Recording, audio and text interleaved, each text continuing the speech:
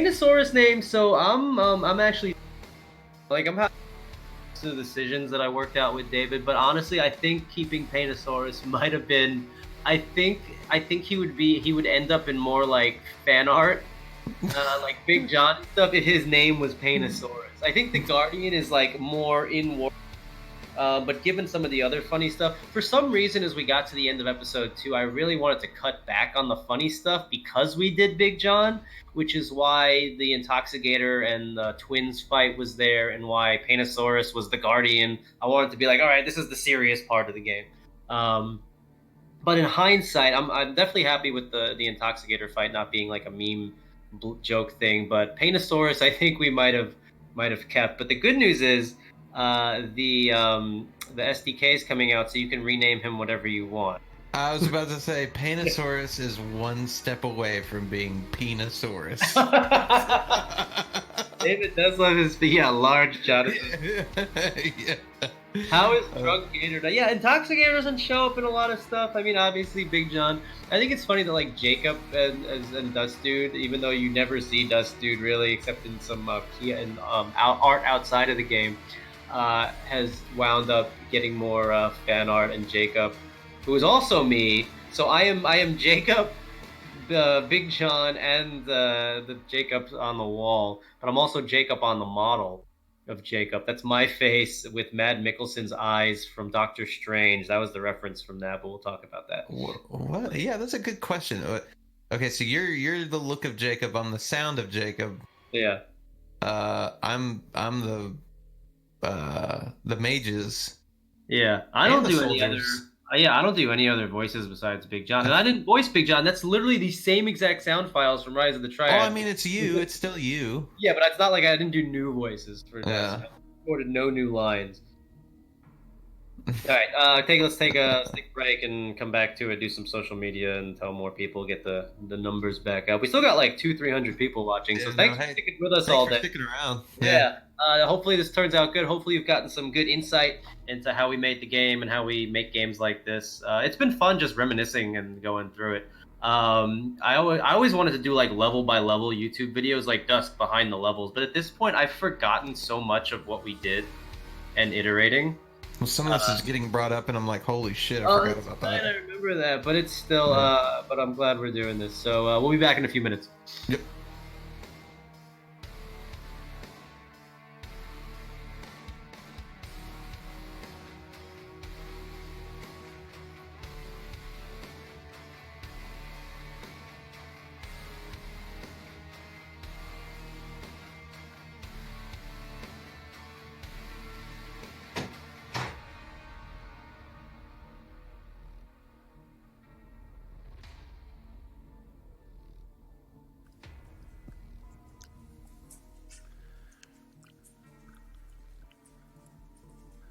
All right, I am back.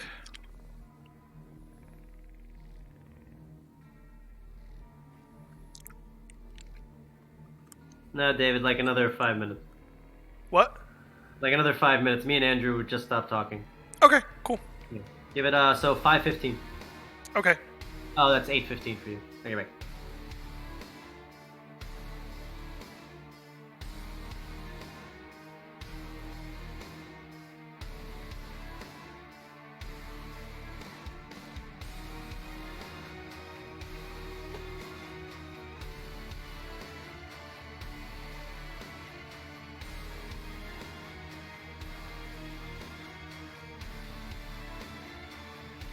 No, get rid of that. God damn it. What game was that? Yeah.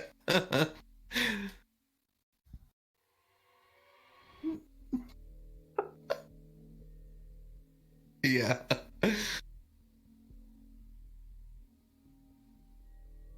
Yeah, during the development of this, QA and David would go find like some of the most jank stuff they could on Steam and recommend it to each other all the time and play it. Yeah. That's where that I think that's where that image came from, is one of those.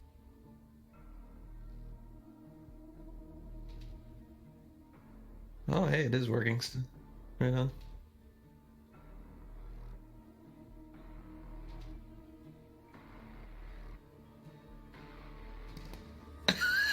Yeah.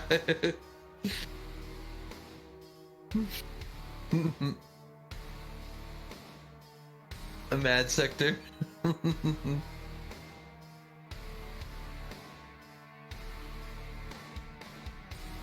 Which one's the one that actually uses like Wolfenstein's engine without like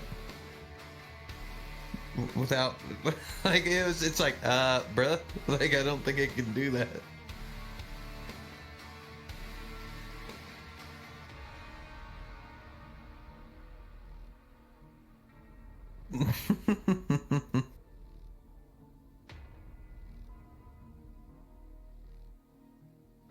What? What? Don't stop. No.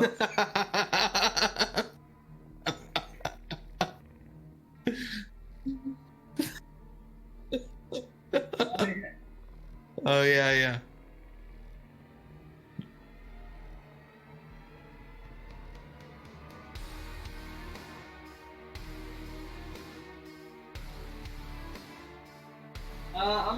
I'm packing. I just wanted to like packing for like a few minutes, but I also want to do some. We should do some tweety, Facebooky, sharey discords to let people know that we're doing. Just to get some more people in there, because some people probably didn't get home yet. They don't know we're doing it. So just give me. I just want to finish packing too, because I got a lot of moving. To do after. Are you talking about the main theme, like the music? Oh, sorry, I'm talking to chat. Are you talking about like the theme of like the theme, visual theme? The theme. I'm looking at Twitch. The real fake maniac. Oh, That's Maniac, I imagine. yeah, it is maniac. What's up? Oh, thank you.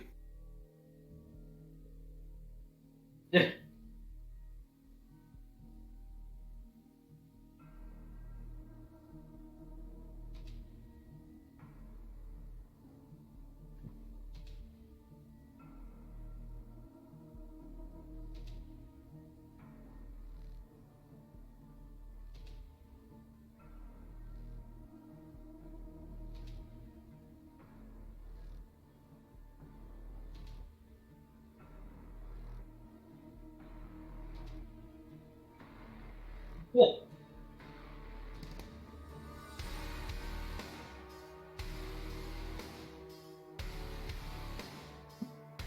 Yeah, and then I'll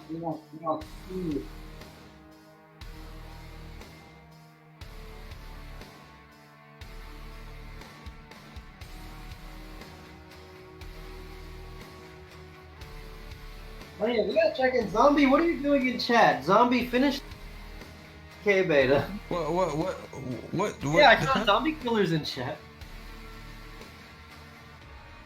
Which chat? Twitch. What is in there? I don't see him. Yeah, he's hiding. How's that Yeah, the pirate? combat's pretty fun. It looks fun to me.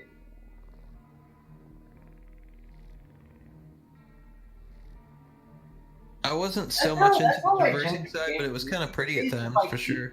If I keep fucking playing it, that's how I'm like, this is a good game. Like, playing the shit out of Modern Warfare. Modern Warfare good. Yeah, it's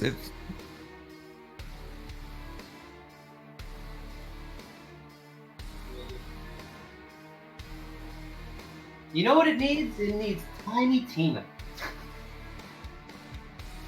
oh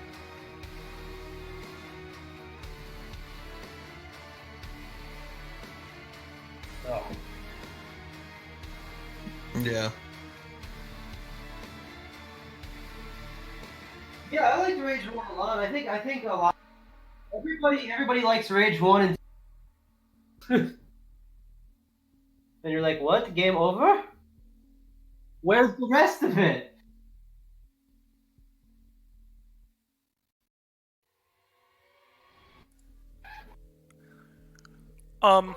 I think my mic was off for that whole time.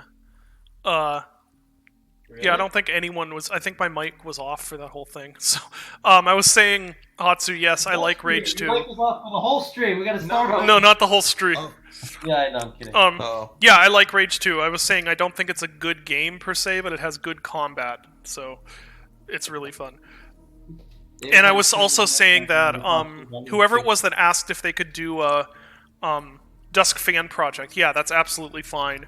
The only thing that I'd get a bit uncomfortable about is if you did something with Dusk assets or like Dusk theme or whatever, and then we're like trying to sell it without permission.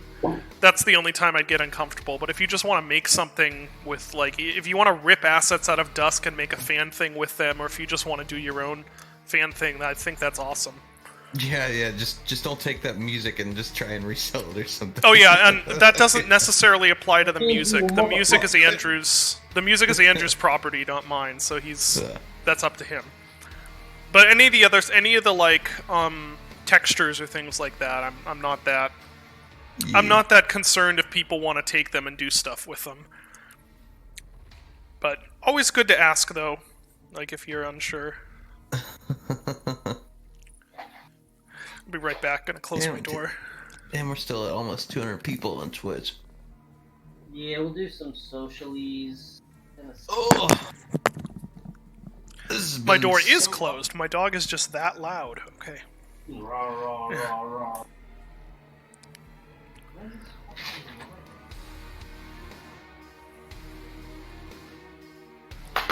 Yeah, prequel to Dusk. That'd be awesome. I really love seeing like community stuff. Like that's one of my favorite things. Yeah, we get so much of it too. Yeah. It's all great. Is anyone even reading this chat? Yes, I am Gruber. Or Gubber, whatever your name is. Gubber? Gubby?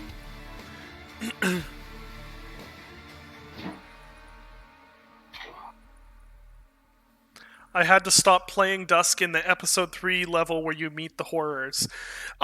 So funny story.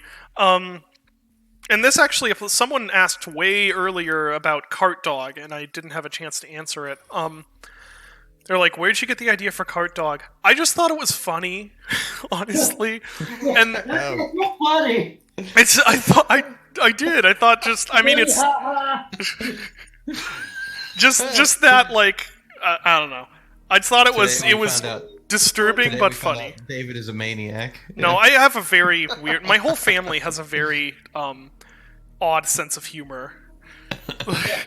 You would know if you played Kyle is. Yeah, famous. if you played Kyle is famous, you would understand because Johnny is just about the nicest, sweetest person you could ever meet.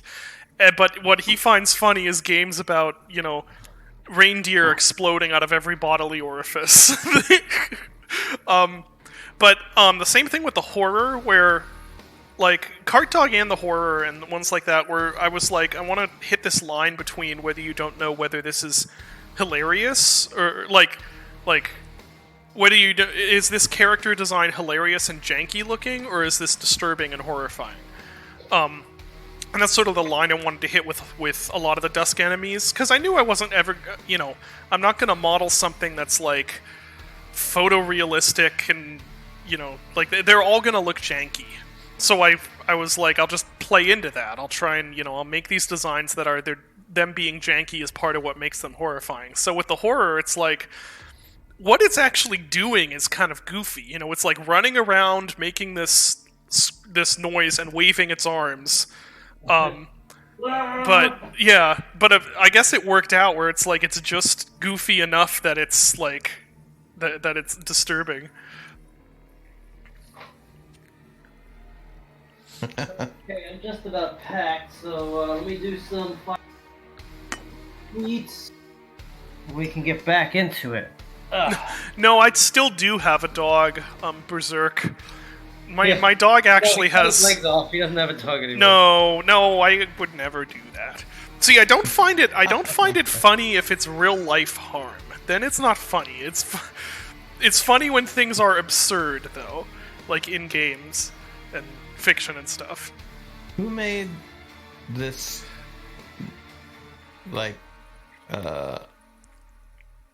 It's like MS Paint Dusk logo that's in chat. Oh, the Photoshop one? Yeah, it's a Oh, Photoshop. here, let me put that up on stream real quick. That's here. great. It's the best. Here, hold on. Let me put that up if I can find it. I think it's on my desktop. Let's see. Yeah, this is some of the best. We get so much Dusk fan art, and it's awesome. Yeah, it really is There it good. is. I want to make a website, the branch of the website to like just like upload all the fan art and stuff for like Dusk and Faith. Yeah. Here, let's. Whoops. What's the YouTube link? What happened to the stream? Where'd it go? It's still there. I'm trying to resize this picture. Is it still playing on Steam as well? Should be. Let me check. I need to like take a day to get through all my emails and shit next week. How do I resize? It's so big. Why is it so big? Anyone now know how I can quickly resize this? Here, you know what? I'll just add a new image. All right. There we go.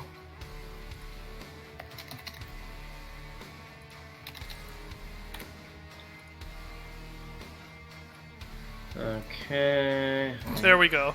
It's so good.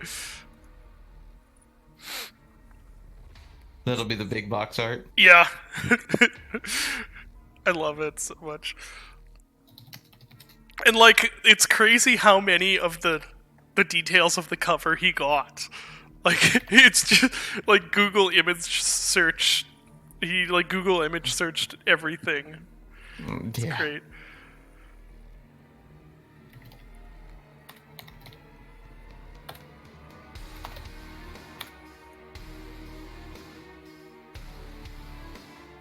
Someone asked, would Andrew Holsholt mind if I used his Dusk music in Doom mods? That's up to We already him. did that, didn't we? Yeah, like that's not that big of a deal. Like just, it's cool. Yeah, music's a bit more of a complicated one because, like in my case, I don't necessarily make money off of the textures. Like I'm not selling those textures. I'm selling the game as a whole.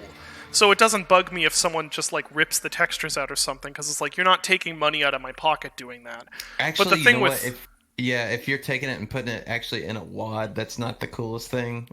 I'd kind of rather not. Yeah, because the thing I about do have this whole other thing that you can use that's free. It's called IDKFA. Yeah. You might have heard of it. yeah, because But I the appreciate that thing you with enjoy the thing with music is that like that's what Andrew's making his money off of, is that music. Like he doesn't, you know, it's so when you're taking that and putting it somewhere else, then it's directly taking money out of his pocket. So it's a little more complicated, especially with the that you like it enough to want to do that. It's not like a fuck you, this is my stuff kind of thing. It's got to come from one source. It's an SEO thing. It's kind of hard to explain, but I'd prefer that you use something like IDKFA for that if possible, just so that the source files that people do pay money for aren't just out in a Doom mod, if that makes sense. David, I'm not showing the game on Steam. Maybe you gotta make the game go again. That's probably it. That could be, actually. Let me put it back up. Get rid of this. Hold on. You gotta get rid of the art. Yeah. See if it's there. It's sized weird. What, the game? No, it's fine. Never mind, Okay. it's fine. I'll be Sorry. right back, guys. Hold on. Okay. Do I have time to go to the gym? How much longer do you think it's gonna go? Probably an hour, 2 hours? It's probably an hour. Hour and a half. What did it take us to episode 2? Episode 2 was like, we finished at what, like 2:30? So Yeah. like... I don't think this one will be as long. 4:35. So yeah, I figure we'll do another hour and a half. Probably be done at like 7. Did you ever get one of those Steam controllers? Yeah, I've got a few. They suck. I just yeah. Like it's all right. It's I mean, I guess I get what they're going for. It's just like not for me. it's weird execution. Yeah. I mean, Works for something. It's about as good as that's gonna get. I have no use. I just bought one of those last week when they were like $5. Yeah. Yep. It's pretty neat for some things. For some things, I'm like, no. But yeah. The button placement is so weird. Yeah, it is.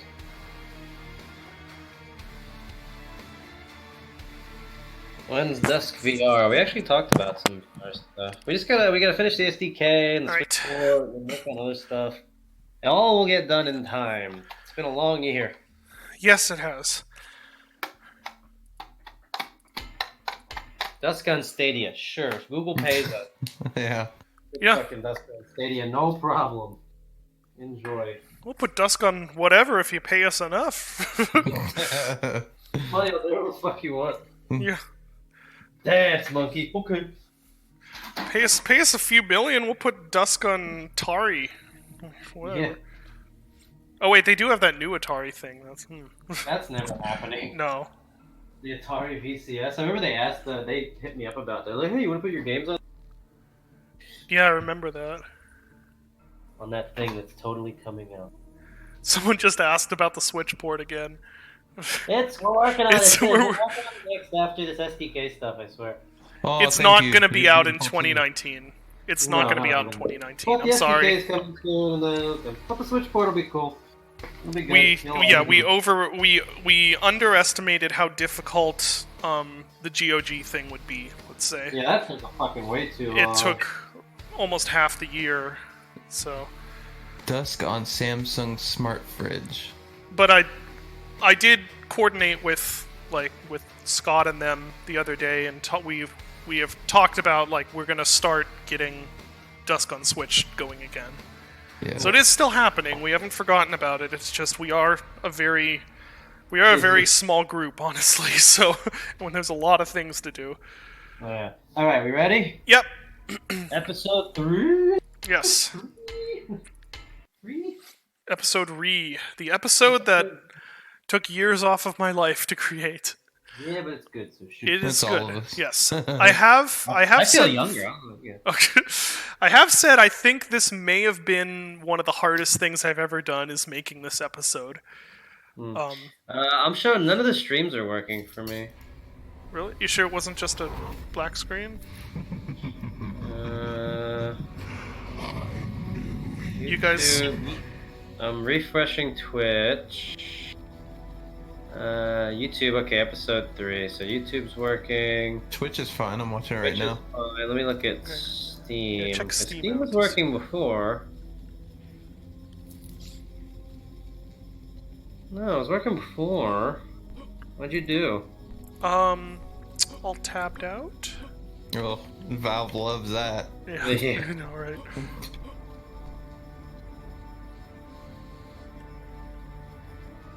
No, it's fine. It's going for me right now. Oh, on the Steam page? Yeah. Cool. It was Alright. funky for me also, Dave. So. Yeah, it's All right, fine. Sword is a silent takedown. That is a Deus Ex reference. That is a direct reference to the fact that the Gep gun is a silent takedown. Can I ask you a question about this real quick? Yes. No. The cathedral? Yeah. Okay, so whenever I sent you those photos of that brutalism cathedral, was that in any way inspiring on that, or did you make? I this can't before even that? remember. I did save those and keep them around as reference, so I can't Yeah. remember if I specifically used them for anything or not, though. Yeah. Also, I think everything. Episode 3 just looks more high res. Yeah. Because and also Interesting. the I knew you'd come is a broken Matt Hardy reference. There's a lot of pro wrestling references in the game. So there is a crossbow there. We're not going to get that. We're going to play this legit. So yeah, this cathedral front was actually the first little bit of this level was very early. I think this actually might be the earliest level in the game, or the start of it. I came back later and then touched up the cathedral a bit and made it better looking, and added to the level. But it was originally called the Wrought Iron Cathedral, but I guess that was too long. It was too long. The reason we start you with nothing is because the whole point of this level is to. Well, I had the idea of for episode 3 we really had to flip flip stuff up, and we haven't Yeah. really used the sword yet. So I was like, let's take all your weapons away and force you to use the sword. So and take your sickles away. I think you still have your sickles, but they just start You still holstered, have- right? Yeah. Yeah. So the point is for you to just get the sword and be forced to learn how to use the sword and kind of work your way back up to your arsenal. And it took us a while, but I think it ended up really good. And this is also when we added parrying and blocking with the sword and made it faster. And like the sword's really cool. And it does and I was like, if you have more than 50 health, you could do the charge attack, which is obviously ripped from Zelda. Oh, someone just said the mower of lawns reference is broken. No, it is not. It is gone. That was removed with the localization update. I'm sorry. Rest in peace, mower of lawns. You had a good run. That meme was dead before the game even released. So yeah. But yeah, so we wanted to force you to use the sword, and then we decided that we needed an enemy that you could fight with the sword. So David came up with the priestesses, which did need a lot of iteration. Their sound was different originally, right? No, this is one time that Andrew and I did disagree. That was the original sound I did, and Andrew did another one that I that's right. No, I yeah, didn't like as much. Either. Yeah, Andrew did a new one. He's like, no, I like the original shrill one. Okay, I remember that. Yeah.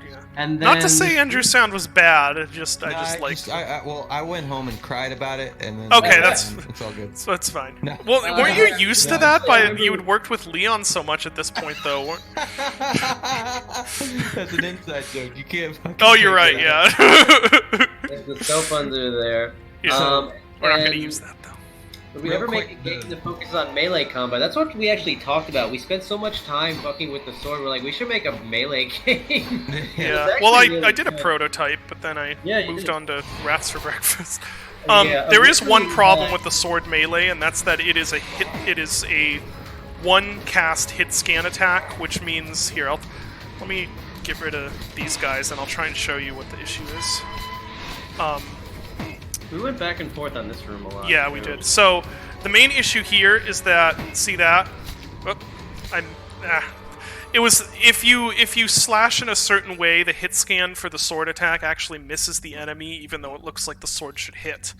That's because of how Dusk's whole weapon hit detection was set up. It was made for firearms, not for swords. It ended up being too hard to adjust it to work perfectly with swords. But ideally for a melee game, you would have more of a sweep, so that anywhere it looks like your sword should be hitting a guy, it would actually hit them. That's the main problem with Dusk Melee. But otherwise, yeah, it would work fairly well. This was we redesigned the enemy encounters here a bunch because we had the balance now with the priestesses and the mages and then the red mages. And originally this room didn't have enough. I didn't feel like enough set dressing to go with the altar. And then I was like, add something to it. Then David added the metal D, and I was like, yeah. That was altar. All the music in this one is actually not. It's not. It's not an organ. It's actually a guitar through a fucking crazy amount of pedals. And it's synthesized guitar turned into what sounds like an organ. It's really cool. It's just layers of it, yeah. You always go this way. I always go the other way. Either way is legit. We can go this way. Well, I wanted to show that the mages will actually, any enemy, will infight with whatever spawned the projectile that hits it, with some exceptions. Yeah, so the mages. Since these spawn the projectile, they'll start infighting with them, which I think is funny. Oh, and you can destroy these. That's a legitimate way to go through here too. I've never even tried. I just slide under them. Yeah, those were another one that was made fairly early on in development and didn't get utilized as much as I expected. Yeah, I always went this way, and I always tried to do is you need one priestess for every 2 mages to kind of break up the flow of combat. Because also you can never really fight more than 2 priestesses at a time. Yeah, pretty much. So this is still this whole area up to about here was the early level design that I did, and this is kind of the same concept as Neo-Babel in a way, where it's like it's taking traditional, you know, religious stone iconography and making it out of rusty metal. Now, in this case, there's not really a subtextual reason for that. It's just because I thought it was cool. That's just in there.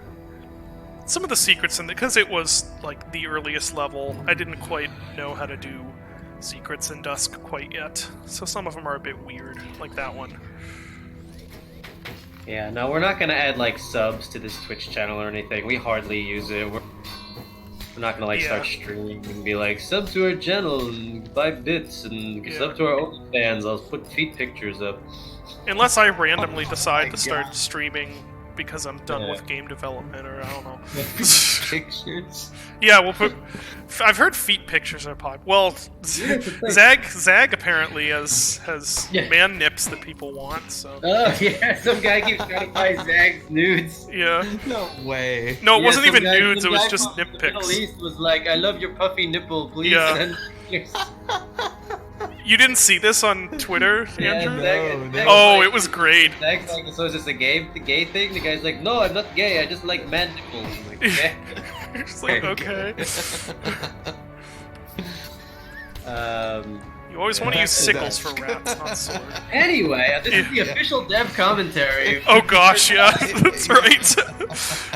We're drifting into New Blood meeting mode at this point. Yeah, man. By the way, if you ever want to know what our weekly meetings are like, this. It's kind of like, yeah. This room turned out really well. Yeah. Originally, it was kind of, I forget. Oh, I don't think it. Did the walls not come down at first? It was just open. I think. It was open. Yeah. What we wanted to do was like, I always wanted to like, you get the crossbow and then you turn around, you can shoot all the guys with the crossbow. It makes it kind of easy. Originally, there was like a secret up there that was super hard to get to. Yeah, you needed to like double grenade jump. See, look at this with limited palette. Look at that. Oh, It's good stuff. Yeah, it's good. Yeah. It's like that's an indie award-winning game right there. Yeah. Yeah, this I like this room a lot actually. All these just horrible pokey bits. You know, you ever wanted something to be scary, you just add pokey bits, right? True. And yeah, there's this blue and orange contrast. Yeah, and these walls will come down in a second here, spoiler alert. Because it's time for crossbow! Yeah, the whole thing, I had the idea here is like, we need to remind people what the crossbow does. Yeah. Because they forget. Whoops. Boing, boing.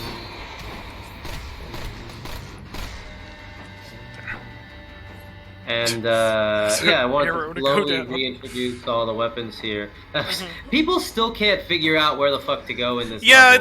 it's not the best pathing. Fucking lava arrow. No, it's the giant moving pizza arrow. Yeah, Cheese pizza. People still can't figure it out. I always thought this area down there, this staircase, just looked really cool. Just look back up there for a second. Yeah, up here. It's kind of disorienting. Like yeah, yeah, it's really cool.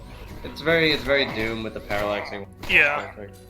Yeah, it's not the best pathing, honestly, but it's okay. This originally had an action track all the way through, but and I didn't like it at all. Yeah. I liked it a lot better when the action died down as you were doing that. And I fought for that pretty hard. I was like, it's really better with the music dying down and then ramping back up. And Andrew was like, it's the same song. I'm like, it's fine. You can have it go and come in the same level 3 times. We don't have to make it. He's like, I don't want to make a new track for it. I'm like, you don't have to. It's fine. You people and your bespokeness. Like, we have 3 seconds. I need new. I have to make a whole. This is why the Dusk OST is like the biggest thing in the world. Yeah. Yeah. Yeah, this area is kind of cool. This is new, by the way. This was not part of the original level. Like from the about here onward, this was all created as I was making level. The lava texture looks really nice. Did you already give us the lore on how it was made? You mean like? Oh well, I drew it. Oh god, game produced. That's the only lore. Yeah, they took a picture of pizza. No, that one I drew. Actually, there's a couple Dusk textures that did look nicer before the postures. Oh, here's Cart Dog. Hi, Cart Dog. The introduction of Cart Dog. Yeah, and Come the here, first bud. time we got to this was great. Yeah. I just wanted to make sure the arena was big enough to fight him in. Yeah. And then we tweaked his behavior Yeah. a bit. Yeah, he's a pinky demon, right? Or Pretty a clear. much, yeah. From Doom You know, he's 2016. got you let him run by you. And then, you know, how does he move with magic? Demon magic. Yeah. I like energy. Yeah, in this episode I started going a little nuttier with lighting. So, you know, got like really saturated light, especially in the next level. Yeah. And then I love the flavor text there, the bad Dog, yeah. Yeah, and this is really cool too. Level, Just this yeah, little- some lava flowing down, makes a nice noise. Yeah, it's good. Yeah. And this next level, this is another one of, this is one of my favorites in the game. Yeah. Yeah, this one turned out really cool. I know it's not very showy, but I just really like the whole. Well, it is. Well, when you get to the ice, it is. Yeah. I was always kind of iffy. What was that, It's like a Dave? You 3-layered broke up. pizza. I'm saying, I'm just walking on pizza. I was kind of iffy on this beginning part. I'm like, we're just walking on lava now. It's one of those times where I didn't feel like it. We're like, what? And then we had the problem here where you run out of the thing and then people just die into there. Go oof oof oof oof. Yeah. But the thing I like about this level the most, and I think I said in the EVGA stream, it loops around in a really good way. Like, Yeah. you end up being all the It way is. back here after being in the snow, you fall all the way down. There's some cool And you never feel there's like some you're really too far fun- away from anything. Yeah. And there's some really good crossbow hopping sections. And I think because we introduced the weapons back so slowly and forced you to have certain things, it lets you design things around crossbow. Like, this is the crossbow level. There's gonna be cool crossbow stuff. Yeah. You know, because there's certain secrets that are designed just around like crossbow hopping and stuff like that. Yeah. This by the way, this was not ripped out, but this was inspired by Daikatana also. Yeah. This level is just like going kind of nuts with the idea of contrasts, because down here it's just like it is orange and it's hot, and there's that nice, like, it sounds like boiling bacon fat or something, lava sound that Andrew gave me. And so you look up here, you're fighting, you know, there's guys up there, so you're gonna look up and fight them and see that up there we got snow, and you're kind of looking up through this, you know, this destroyed ruin or something. It's cool. I love this. Bad game inspired by a Bad game. Yeah. Somebody asked Dave how much you involved with Gloomwood. David or Dave? Because it's pretty much the same. So Gloomwood is made by Dylan, who helped work on Dusk. Dylan Rogers. He's the main dev on Gloomwood. That's his game. It's like his Dusk, right? He's been working on it. Yeah. At least as long as David I've worked on Dusk. Yeah, so now where it's like how David did Dusk and Dylan, you know, helped with that. Now it's like Dylan's doing Gloomwood and David's helping with that, and I've come in to produce directy stuff. Kind of pretty much the same. Our workflow is basically the same as Dusk, where Dylan and David will, you know, keep working on the demo that we're working on. It's different. It's going to be like a big city with different districts. It's not going to be like E1M1, E1M2 type thing. You know, it's much more inspired by, you know, Thief and System Shock. And then they keep working on it, and I go through and I crit, we iterate, we go back and forth on AI and design, and it's come a long way. But the process is about the same. We've got a really good flow with these kind of games. My role on Gloomwood currently is mostly art and creative direction. Yeah. I've done all of almost I think all the new textures are ones that I've done. Later on, I'm gonna be hopefully doing a little bit more with like level design and stuff as well, but we'll see. Yeah, and the plan for Gloomwood is we're gonna release basically a free pre-alpha demo. That's when we'll come out with like a reveal trailer, and then after that, we'll probably start doing early access, like district by district, and build it kind of the same way we did Dusk. To make sure it's super good by the time it comes out. But yeah, so this area was really I love fun. this room. This crossbow hop like all over the place. We had this in the trailers, and this I love this section. Yeah. And the funny thing was, so this was when I was in Subnautica hours. Oh yeah, that's right. Definitely delayed Dusk by a couple of weeks at least. Yeah. And I thought you were inspired here because this is totally reminds me of the end of Nope. Subnautica. Haven't even How gotten to dare the end. you. So. The end of Subnautica. You're basically at the center of the planet. La. So it looked a lot like that, and you're like, I didn't actually. David never finished Subnautica because he's a fake gamer girl. I am. Yeah, Subnautica's great by the way. Fake gamer, Everybody- fake girl. Yeah, Yes, Subnautica's Game of great. the Year. Game of the Year 2018. Sorry, Dust. Yeah. Sorry, yeah. Wait, a Medieval didn't release in 2018, did it? Yeah, no, it came out Released this year. A Medieval, by the way, if anyone hasn't played a Medieval and you want Yeah. some top shelf level design, you should play a you Medieval. gotta play a Medieval. Yeah. Yeah, no female gamers, all female gamers. So I think this is maybe the only part of the level that's kind of whiffed, is that it does look like you should climb up into the air. Yeah, I even said that Yeah. when we were doing Yeah, I know, but at that point it was like, So it's also, I just want to make note. Down here, see, we've got this really red light, and as you climb up, it gets colder and colder and colder because you're getting closer to the cold surface. Yeah, look at that. Yeah, Doing and there's where you came from. See, again, I got a lot better at like showing you the 3D space and making sure you kind of understood how it relates. Yeah. Just fun to shoot crossbows through all these guys, and all this level, all of this lighting here. Oh, sorry. Go ahead. So we hit a crystal of madness here because we just had Yeah. so many madnesses. And then I think don't we give you the shotgun back pretty soon? No, we give you I got the it. hunting rifle next. Oh yeah, we give you one shotgun, Yes, hunting right? rifles next. Back on the yeah. surface.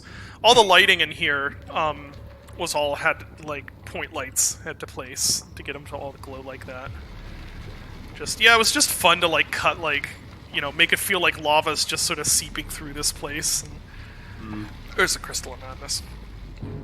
This room is pretty uninspired, honestly. I think this was a secret added at the very end where I was just out of ideas.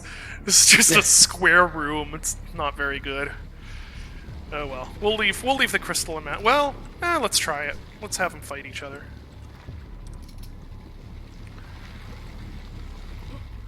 Bloop. There.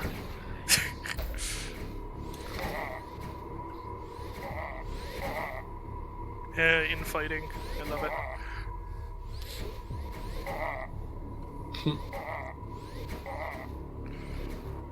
They all gone. Oh, one left. There. So yeah, and then you have I did all these little snow bits to show like the snow is starting to accumulate because it's getting colder. You have that blue light shining through. I did a lot of little details with this to try and get the Jelly bean trim. yeah, jelly bean trim. Here, let's go look at it. Oh no, that's wood trim. That's jelly bean center. Yeah, there we go. I did a lot of details to try and get home the hot versus cold idea. Like, as soon as you come up here, it goes into the cold music, which is a different ambience. Yeah, that's right. I forgot about that. The key of the soldier. Is the snow a shader? Yeah, dead soldier, blue key. Always. Yeah. The snow is a particle system that follows you at a certain height. I believe it's still that, if I remember correctly. I went through a lot of different iterations to get the snow to work and be performant. I think what it ended up being is each snow particle up there of the big snow. Each snow particle is like an atlas of several different snowflakes. So there could be a whole bunch of snowflakes without too many particles. I really want the cultists to have an overly aggressive southern accent. Well, when the SDK is out, you can do that. Seeing Here we go, looping back. So now we loop back through here. Yeah, the loops in this level are pretty good too. Very good. Get him, Skeeter! I'm getting them. You know what? How will co-op work when it comes around? It'll probably be like a drop-in about thing. I'm really hoping that it works like Sven co-op, which is to say, barely and hilariously. And yeah, we'll probably have to find another dude to be the co-op guy. Dusk dude, but red.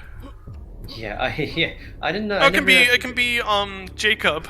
It Yeah, could be he Dusk was Dude and Jacob. Jacob broing it up. I'm back, Yeah. but I'm good now. Yeah. Yeah, that barrel did Here, nothing. look at that. There's where we came from. Look at that. It's level design. Like I actually learned how Yeah, to and do it. there's a good crossbow secret here. The hump A, Yeah. you jump, you gotta get there. Yeah, there we go. Boop. Yeah, that's a good one. Here, Hup, boop. Unless you fall, then you're fucked. yeah. Do the level over. I'll go down here and grab the. Oh, there's an enemy in here. I forgot about that. Jibbed.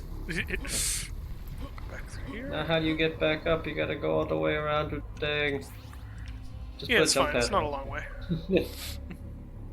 And I also made a point of making sure that you'd be able to see the snow, coming in every time you pass by here. You'd see it coming in a little bit more. Yeah. David, have you ever messed around making a Dusk Dude model? No. One day. I think we're gonna have to eventually. Yeah. This was always really cool. Just Yeah. Okay, and watch the light color too. Red. There. Haha. Oh. We're outside, and we have Oh, this like. you're in Oblivion if you turn on Bloom here. Oh gosh, Yeah, no! This it's is the like worst Daggerfall. place for Bloom. Yeah, this is. Look at that. And this was really cool. So what we did here was David obviously we're introducing the Bone Monks. Oh, Yeah. man! Turn it on. Yeah, it's really bad. Your blood. And then the switches and the whole thing here is we introduced the Bone Monks, and I thought it would be really cool. I basically told David we're gonna go skeet shooting here, and then we put some lore here, some Lovecraftian bullshit. Light a fireplace, sit by the fire. Yeah. The waves of destruction. What, didn't you have one once that was unintentionally super racist? It was a quote from. It was fear of blackness or something. Yeah, something like that, where Dave's like, What? It was one of the lines Well, it was a one of the quote Lovecraft from poems. one of Like the. Like a snippet. It said like afraid of blackness or something, and I was like, maybe we shouldn't have that. Yeah. I get misinterpreted. Like, well, okay. Boop. So you hit all the switches, and I want to make sure we had enough. We give you enough hunting rifle ammo to kill all the Bone Monks. Yep. Bone Monks, woo! Yeah, Bone Monks are fun because they're really fucking deadly and fast with the hunting rifle. But Yeah. this was a very fun moment, I thought. Yeah. And originally the Bone Monks didn't have any animations; they just T-posed and came at you like. Yep. Now they barely have. David, they need animations, so he just made them wave their arms. Yeah. And then it's game development. Humane. Is that my Humane? Yes, I think that's actually an unused Rise of the that's Triad another voice Rise clip. of the Triad VO, because I did hundreds. I did hundreds of El Hero and monks and over patrols. We did so many VOs. So I did like Ra Humane, and like I did like dozens of Latin VOs that never got used, Hero and stuff. And we needed something for the Bone Monks, and I was like, let's just use the Humanes from Rise of the Triad and see if they work. So it did. Also, this snow originally, it was supposed to be blowing from this direction.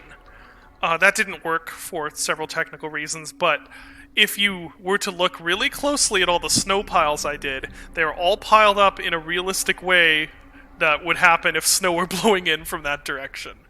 Just stupid, like, detail that no one would ever care about. Good. But, Yeah. yeah. Anyway, yeah, I love this ruin here too. I put all these icicles. I just love this level a lot. Yeah, Let's grab the that's red good. key. Very Skyrim. And then, now that we've been up here for a Lord. while, we've gotten all cold, gotten used to the slight. There's these snowflakes, by the way, are tinted slightly blue. They're not completely white, and the lighting is slightly blue also because colder. So that's happened. And also, originally you had a giant red arrow. Oh yeah, to I go was back getting down. paranoid I was about. Like, they'll figure it out. There's times to put giant red arrow. I didn't think it was on that pillar right there. It was literally a giant red arrow pointing down. I'm like, I think they'll figure this one out. Yeah. So then because we got the red key, and the red key door, we're gonna want to go back down. So we're just whoop Now we're back in Hotland. And the orange mean, just like someone- slams into your eyeballs, and it's great. Yeah, this was awesome. Somebody said we should have a warning for Bloom. Honestly, we just take Bloom the fuck out. of Pretty the game. much, yeah. That was a 'Cause bad they said idea. something like if you turn Bloom, like I turn Bloom off in games anyway. Very few games use it well. Like if that's it's up to them. It's not default. There's a hidden reason we now. hide all these options and stuff. Yeah. But what we found is that once we set the default options, like a little bit of pixelation, all this stuff, take Bloom off, destroy it, cast it in the fire, said Civi. Yeah, we should have a "Are you sure you want to turn Bloom on?" Yeah. option. Oh, But I love the fuck you Wendigo at the end is really great. Yeah. We just had Wendigos in the level, and they were like, just one. because that's the first Wendigo for a while. And Yeah. in fact, is that the first one in episode 3? No, there was some in E3M1. But it's the Yeah. first one for a little while, so you've forgotten they exist. Yeah, Bloomsday achievement. Yeah, take Bloom off and add bump. Yeah. Yeah, you can add a button in the options menu to make it look dev intended. The thing is, that's the Yeah. default. The default is how we intended it to look. But yeah, you should never turn on like bilinear filtering and Bloom and Dusk ever. Yeah. Oh, let's look Add at ray tracing. I shouldn't have added them. I really just added them because I thought it was cute and fun. Yeah, But options. yeah, that's nah, bro. Yeah. It's kind Whoa. of nostalgic if you No. yeah, it's kind of nostalgic terrible, it's to just- like it's- Half-Life yeah. and Thief and stuff. But this is how the game's supposed to look. All All right. right, Civi, I found City you of- guys. Yeah, 2 times pixelization is recommended. Oh yeah, I have it off right now. Yeah. Just because of streaming. I wanted to make Yeah, sure I that like didn't. it definitely helps having it on a little bit. It gives Mhm. the game a more artistic, crunchy feel. Because when Yeah. everything's really smooth, it's just like, ugh. It's real weird. It looks like there's an intended way to play it. We love the options, but like if we could do it all over again, maybe we'd do a more intended Yeah, artsy probably. look. Because people like see it in videos, and they're like, "Ugh." I'm like, actually, no, Dusk can look really good. You just have to play it the right way. Yeah. I remember this hallway was originally blank, and I was Yep. like, "Dead soldiers, dead soldiers." Yep. So I put all this blood on the I'm wall. obsessed with dead soldier bodies. Something terrible happened here, and this is you're like, oh crap, something bad happened, and then we're going into the dark. Oh, this is gonna be another horror level. What's going on? And then, bam! This ain't no horror level. This is Arcane Dimensions now. Yeah. this Yeah, this Arcane level Dimensions is much yeah. smaller. Yeah, this level is easily the most geometrically complex one in the whole game. This one, this one The was a thing I love the chore. most about the city is every time I play it, I think I take a different design, a different Yeah. path. Yeah. Yeah, it's very so open. so many different ways, and it's really good. It's definitely like if the rest of the game was like this, the diehard old school guys would be like, "Oh, it's got level design." Maybe. It's just I old don't- school I don't guys know. are like big maps, multiple paths equals level design. Not true, but yeah, I love the fact that I think every time I play it, I take a different Yeah. path. And this, Yeah, once again, no Boolean operations. I had to do all of this as meshes, and it took forever, but it looks cool, so it was worth it, Yeah. I think, maybe. Somebody said, "How do I get your job?" Well, the trick is to start your own studio, go broke, and get lucky working with a bunch of your friends who are much better at making games than you, and then taking all the credit. I don't think How any of us dare know. you. I don't think any of us know how to get our jobs that we have. We're just like Yeah, maybe yeah. Andrew. Now, Andrew, you know what you're doing. Well, no. I mean, I get emails a lot. It's like, how do we get into the industry? I'm like, luck. Yeah. Yeah. Well, luck and Basically, hard yeah, work. it's all Hard this- work is luck is a function of Hard work, persistence, yeah. Half right? of life is half of life is showing up, and the other half is showing up on time. Yeah. Yeah. When are you gonna get the other half, Dave? I don't know, man. If I start showing up on time, oh baby, we're going Yeah. to the moon. We're gonna be rich boys. Yeah, this level's just kind of fun to jump around into. Yeah, it really is. And we went back and forth on some stuff, but not much. I just loved how big and open it was. It was mostly on enemy placement. Yeah, I Some think stuff- the flow of the some level stuff- changed a yeah. little bit. Some Yes. stuff felt too hard, just like different things in different places. I loved There we go. the most iteration here was on Chomper. Yeah. Oh, that guy there. You just got a Steam pop up for the it's Frag Night. Oh shit. Oh. Dusk multiplayer is happening right now. Oh. Ugh. Great. One time a week, Yeah. people play Dusk multiplayer. Yeah. If it wasn't for Dusk World, we would have finished Dusk a lot sooner. Well, Dusk would be yeah. out on fucking every console by now. Yeah. If we want to talk about stuff we do differently, let's. Yeah, we promised the multiplayer, but listen, we love Dusk World, but man, do not make a indie multiplayer game. It takes so much effort nobody's gonna play it. Yeah, basically. It's fun though. We're glad it exists. Yeah. But it's I didn't know about that secret. Oh. Yeah. Oh, the one up there, and then there's a super secret all the way Yeah. up like the end of the city. Up there. Really cool secrets. Yeah, there's one up there. Where am I going? I'm trying to remember. Maniac said before you guys showed Chomper, I was expecting it to be Big John in scuba gear. Wait, that would have been amazing. Why didn't we do that? I'm back in scuba. I'm back, but underwater. Ah, ha, ha.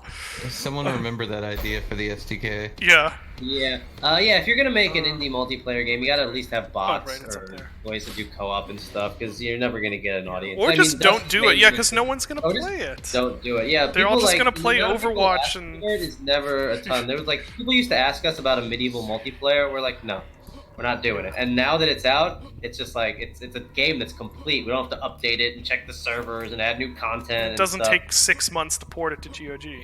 Yeah, exactly. Because Dusk World is the reason, by the way, that it took that long for GOD to come out, and the Yeah, reason we're it's delayed a- on everything. It's not that we don't like it. Somebody said in chat, I'm upset that you guys don't like multiplayer of Dusk. It's not that we don't like it. It's that it took too much time out of what could have been Right. utilized.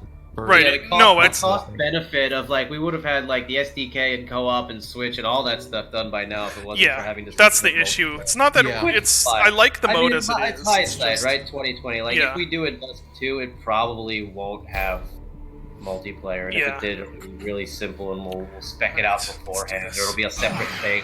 We're still thinking about one of the things I've talked about doing, especially because Dusk World, it's solid, right? It works great, but it just doesn't have players. Is making it a free app on Steam. Yeah. It just serves as like an advertisement for the full game. Hey, you like this free multiplayer, arena FPS with a full single player campaign you can buy for, $20. Maybe throw And in that like might be- one level or something as a demo. Like Yeah, a single exactly. player demo. Yeah, we're working on the medieval demo. We'll probably do a Dusk shareware type demo thing at some point. I mean, demos are bad for sales at the beginning, but once you get later in the life cycle of a game, demos can help. Yeah. And people do like free stuff on Steam. Have you seen Kyle is famous. Yeah, Jacksepticeye Oh, played oh, Kyle look. is famous. Oh, he's Play T-posing. Mind if I hit that T-pose?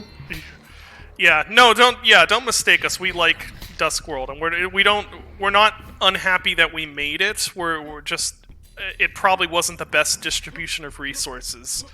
Yeah. Since we're so small, and but it Yeah, there's exists. definitely gonna be Dusk repainted, Dusk ever. There's gonna be HD. The mods are gonna. I can't wait to play them.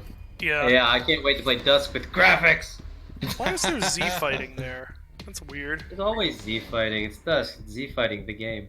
No, there's not always. Only sometimes. Yeah, New Game Plus is very much still on the cards. Our idea for New Yes. Game Plus is basically an expansion. We've Yeah. talked about it a lot. It's gonna be you're gonna get to use your Nargle powers and stuff. It'll be a continuation of the story of sorts, but it will mostly be but you'll also be able to replay the game with said powers and some new fun stuff. We're talking about adding like an old school HUD, like a face HUD the HBoom guy was working on for us. And then adding things like hands, stuff that Dusk never had. But that's like the last thing we'd do, and that would be like an expansion, whether it would be like paid or free. Probably free because we hate money, but and then you'd be able to play with like double health, double ammo, all kinds of New Game Plusy stuff. But we'll see how it goes. But as we for really when want that would happen, not sure. Yeah, we really want to see how the SDK goes first and what you guys do, and maybe that leads to some cool stuff.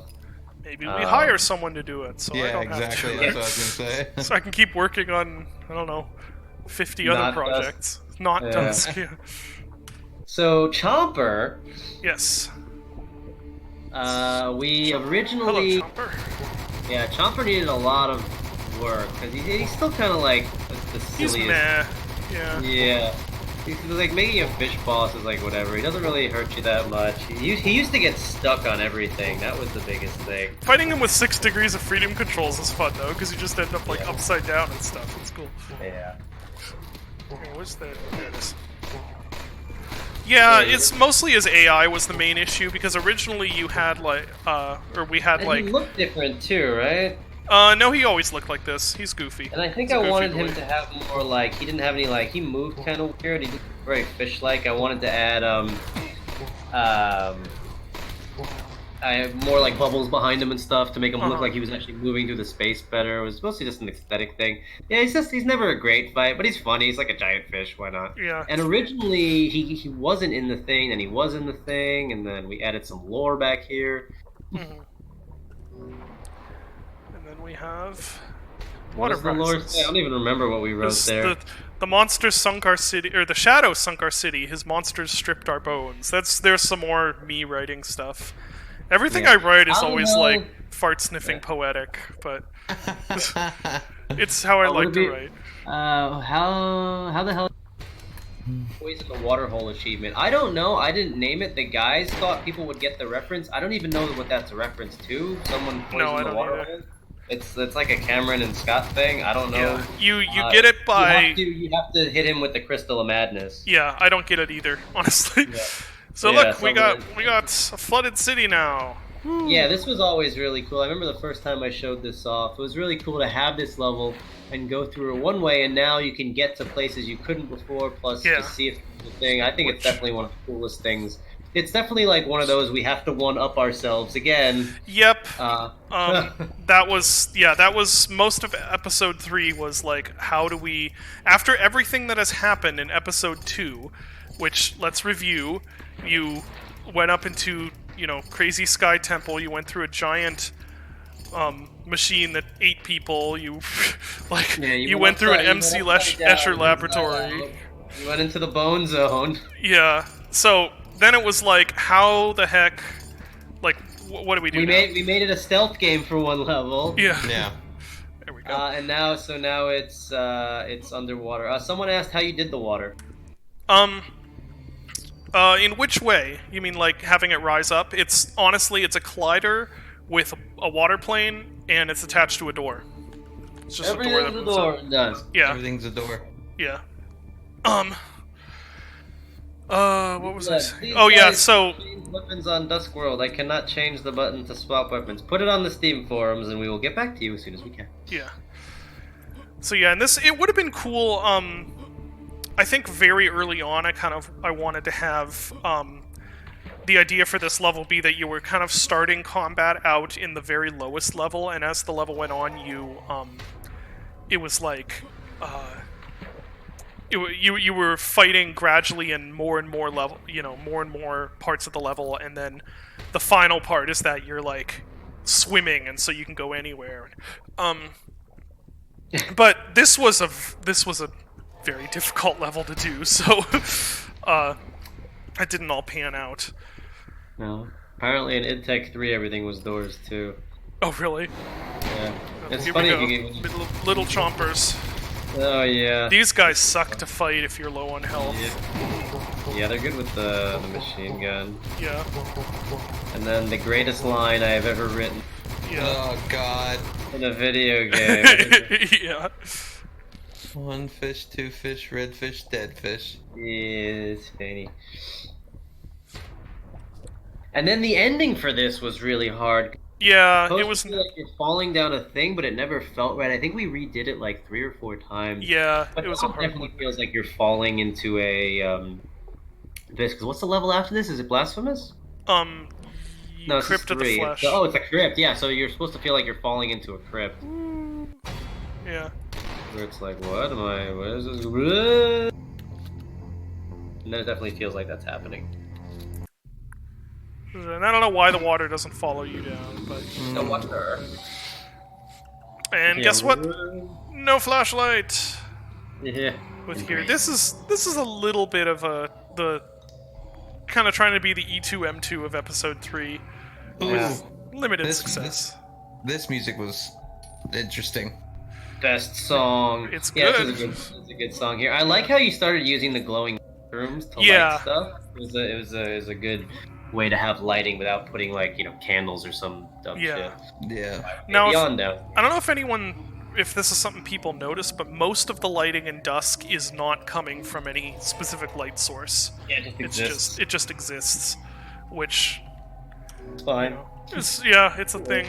Need the right key for it. And then we iterated a bunch on this. I really wanted this was a stinger, and then he come like you hear him breathing, and then I wanted a stinger, and then he comes up, and it just gives you that what the fuck is that thing? Civi's video is great. It's like, what? He freezes it right there. What the fuck? And I think it really. I remember when we got it right. I was like, yep, that's working as intended. Yeah. And another thing that took us, this level went through a lot of iteration, especially with the shader, because the shader took a really long time. And I think Scott worked on it a bunch. Yeah, Scott worked on the shader. Yeah, because right, originally it just looked like macaroni down there. Uh-huh. And I was like, I really wanted it to like move. Yeah, to undulate. So it sort of made it the I like how in chat people, like, anytime you do something that's like even close to the immersive sim side of it, somebody goes, you can do that? Like, torches? Yeah, there's a whole bunch of dumb stuff like that in this game. Because I love immersive sims and I love retro FPS. So so if you just look at the so originally it was like that spaghetti texture, but it didn't move, so it just kind of looked like you were walking around in a can of Chef Boyardee, and it didn't look scary at all. Once we figured out an ASMR part. Oh my God. Yeah, so this tunnel is the Tryptophobia tunnel. With these textures, my goal was essentially to trigger anyone who had that, and in the process of creating them, I discovered I have it. So, and then this, hello, old friend. Yeah. And then I wanted that to trigger as well. Basically, I wanted this to be, because originally there was a thing I wanted to like. You're still following in the path of Jacob, right? So you go where he goes, sleep where he slept. That was him writing on the wall. Basically, so you're still following. It's like you've been chasing him this whole time, and that was, I think, a really good way to reintroduce the super shotgun, which you haven't gotten yet. So you get the super shotgun back. We throw a horror at you, boom, and I think one of the best things about the horror is the way that they die. So they can either I think you made the chance for them, because I think them doing their flyback. Cramp up thing is way better than them jibbing. But so what you made it like a 50-50 chance or something, right? Like that, so it's really good how they kind of just like crack up, and that's great. Yeah, like a bug. It's supposed to be like an exoskeleton or something. You guys go on a little bit about the lore behind the closer they got, the more they suffered. Oh yeah, this is just, I think I mentioned it way earlier, but, so this level is, I have this penchant for, it's this thing, but it's actually this other thing also. So, you have, it's a cathedral, but it's also made of, like, an industrial rusty metal. Things like that. So, in this case, this is a crypt. It's like a crypt, but it's also a horrible body horror flesh place. And also it's a torture chamber. This is just all these things at once. So now we're in this, goofy low poly torture chamber with this low poly rack, and I don't know, used hammers, I guess, and cleavers. And I think the text on the wall there was blue for Jacob's writing, just because it wasn't lit any other way and you couldn't see it. Yeah, that's why. Yeah. Easy explanation. And this part, and then this is cool because oh god. Yeah, and these are supposed to be like meat strands, I guess. Some of this, it's a little hard to do organic shapes. Look at the viscera just sliding. Oh, I didn't see it. It's a bit hard to do organic shapes with low poly. Yeah, and it was funny because we couldn't do dead soldier here, so I was like, dead wizard. Yeah. Hi, bud. Oops. There. And yeah, there's this cobweb here where it's like, it's supposed to feel like a dank, dusty catacomb, and there's like flesh under the floor and blah! Yeah, it's just, yeah, that's my creative process, just going blah! A bunch, basically. Hey, where did the sound from those things come from? I didn't do that one. Which sound? From The breathing horrors. Oh, it's, I think that's from a... Steve sleeping? Shoot. No. No, what sample is that? I can't remember if that's taken from some like a something I found on Freesound, or it must be because I didn't get Boom Library stuff until after Dusk was done. Yeah. Original denizens of the Might have nameless been- city. there's I some- mean, the city is super ancient, I guess, so it's from the before times. So Honestly, their sound could have been. There's a couple wheezing sounds that are actually me with asthma in this game. So, like the rats, for instance.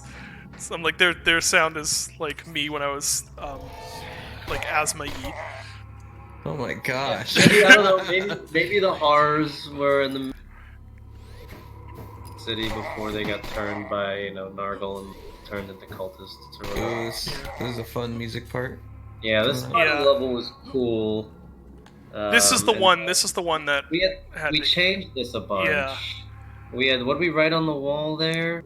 Oh, because you spawn a bunch of guys and you have to go back around the other thing with the fun area, the alcove. I'm gonna blame Dave for this one. Deeper. All right.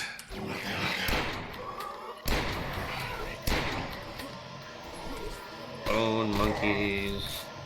Yeah, and the bone monk projectiles are so fast. Yeah. Especially on Cerro Miedo. Yeah. Where did he go? He was like, yeet. You yeeted him off to the side. Yeah. But yeah, so then we added this whole room, because originally you just fought that and went back, and then you added this whole which was fun. Except Cart Dog being in here, which would always be funny whenever Cart Dog gets caught in small spaces. It's always hilarious looking. Woo! Yeah, you get a lot of infighting going on here. There we go. I like when Cart Dog fucking when they skid, yeah. He's like, hey, Tokyo Drift. Yeah, and this ended up. I like to imagine that Cart Dog is just having an amazing time. Like, it's just like, yeah. This was one of my favorite parts with the music in the game. Yeah, the music kicks in here really well. Oh yeah. Because it goes down to that ambient section of it, and then it comes back at the end. Yeah, and it's a shame that it kind of is overshadowed by the bone ball sounds. Yeah. Oh, that's right. The when they come back. The horrific. Oh, we gotta go to the secret level though. Oh, that's right.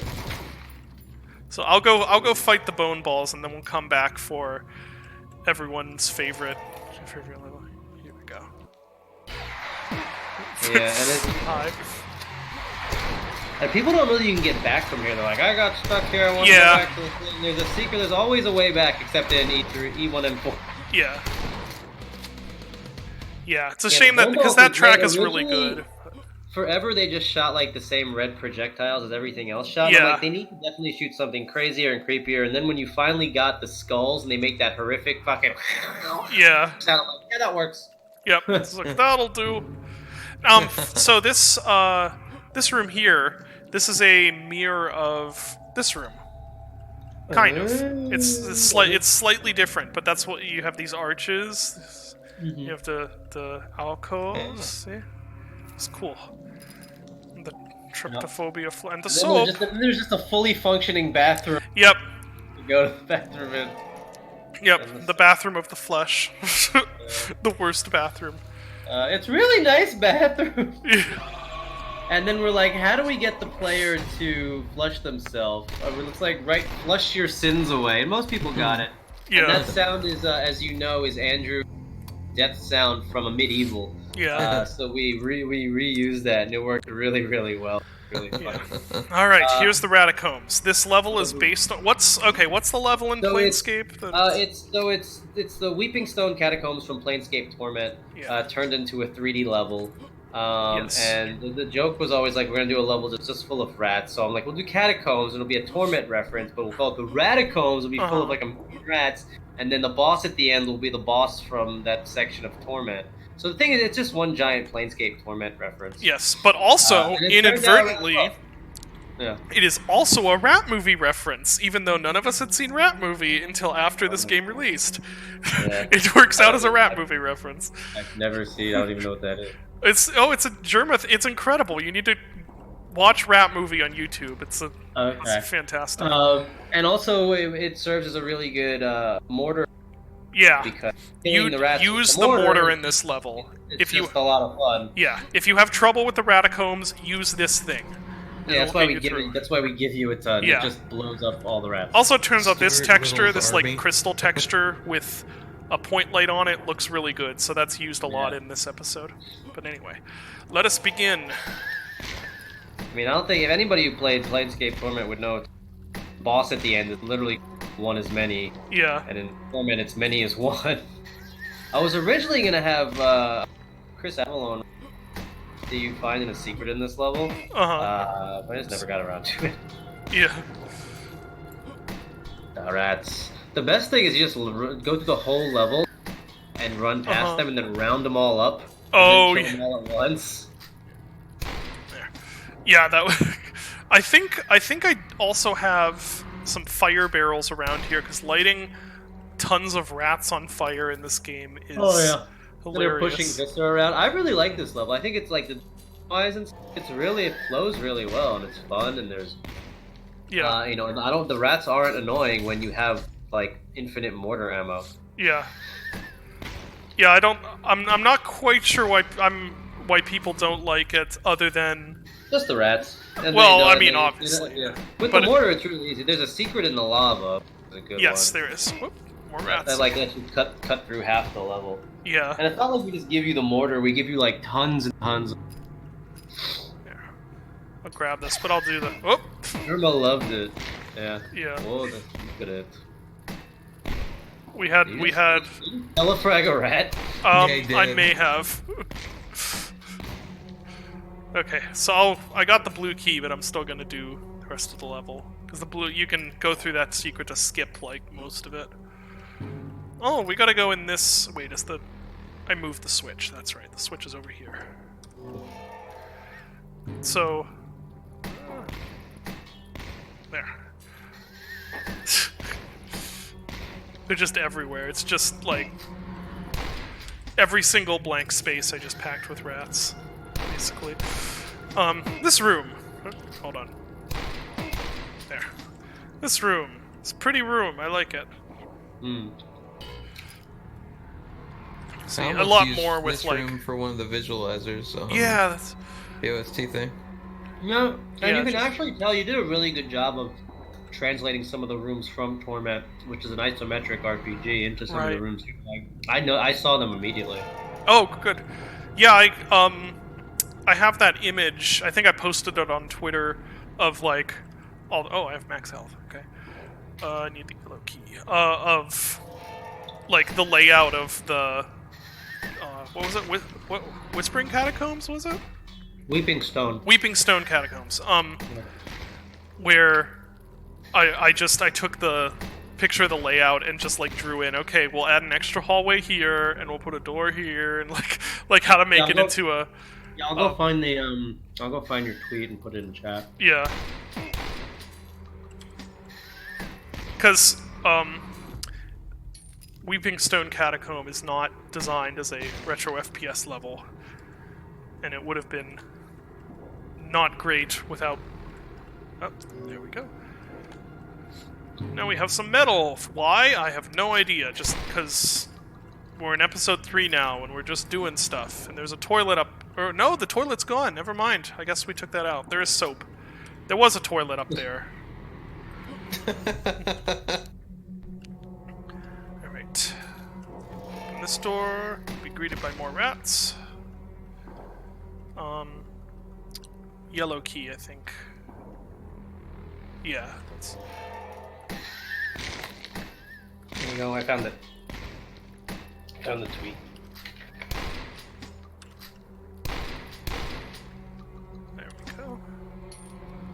See, I barely take any damage in this level. It's super easy. I don't know Yeah. what you guys have, what your problem is. Maybe they don't like the mortar. I mean, that'd be fair. Alright, here we go. Here's the giant rat that makes all of the rules. Hi. It's literally just the rat mesh scaled up, given Cart Dog's AI. Yeah. Yeah, Right. let's go. Oop. There. I hate rats. Then you exit the level, same way you entered. Although this time, Dusk Dude is fairly happy about the situation. Yay. Someone asked about the soap. Yeah, there's really no deeper meaning behind it. It's just that I thought it was funny to make the soap kill everything in one hit. Oh yeah, you're right. This time he should have gone, yeah! Yeah. Yeah, you just reverse the sound. Yeah. Oh my god. Yeah, no. The Oh! turning point. Alright, and you come out of a flesh door with a doorknob. The doorknob. Yeah. So, okay, original Blasphemy is a pretty cool level. It has that thing that happens that is cool. But the original idea was to have the entire level be a cathedral. And you would go through, and you would go through this whole big cathedral, and then the tornado would come through, and it would rip through this level you'd just gone. You'd literally see this whole level you'd just gone through just destroyed by this giant thing. That was the idea.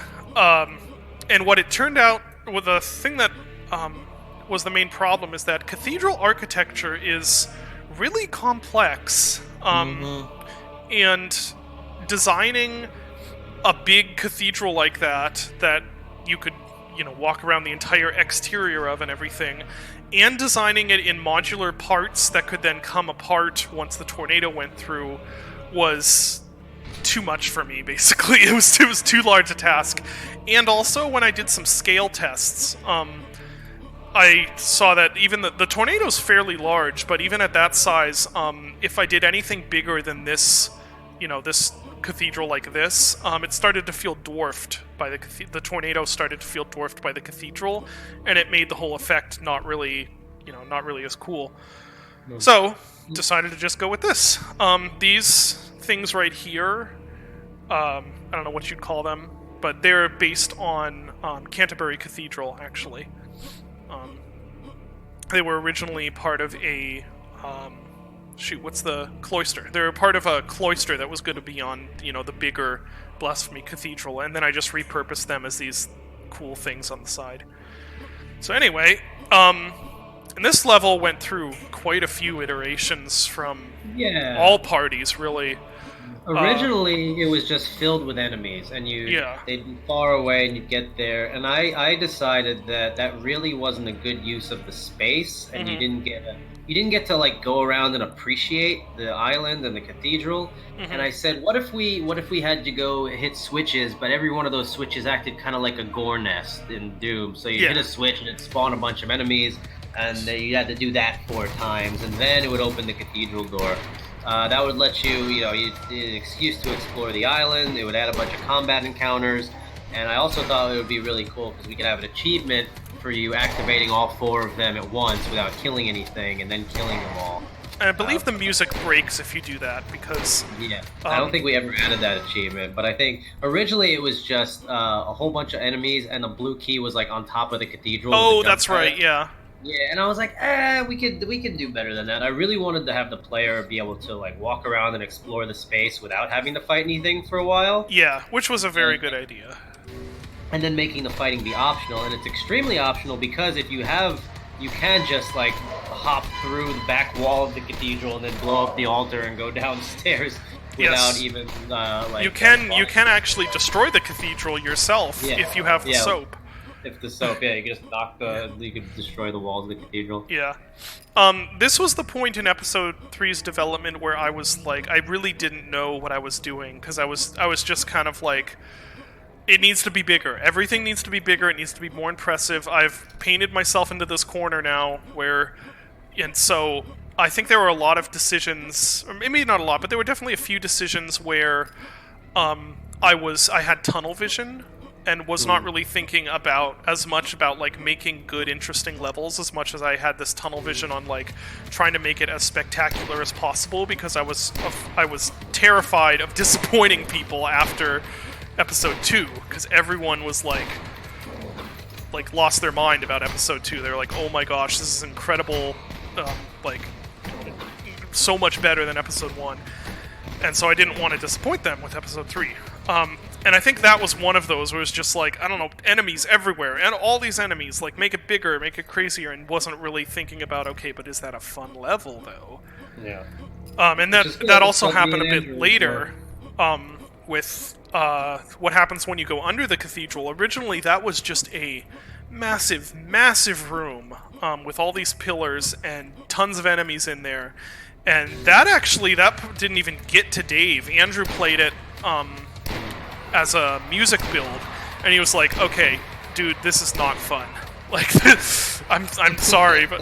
And so then I had to take a step back, and I was like, okay, no, we're just gonna make a good level, and not try to focus as much on trying to constantly one-up everything that came before. Yeah. Which... Yeah.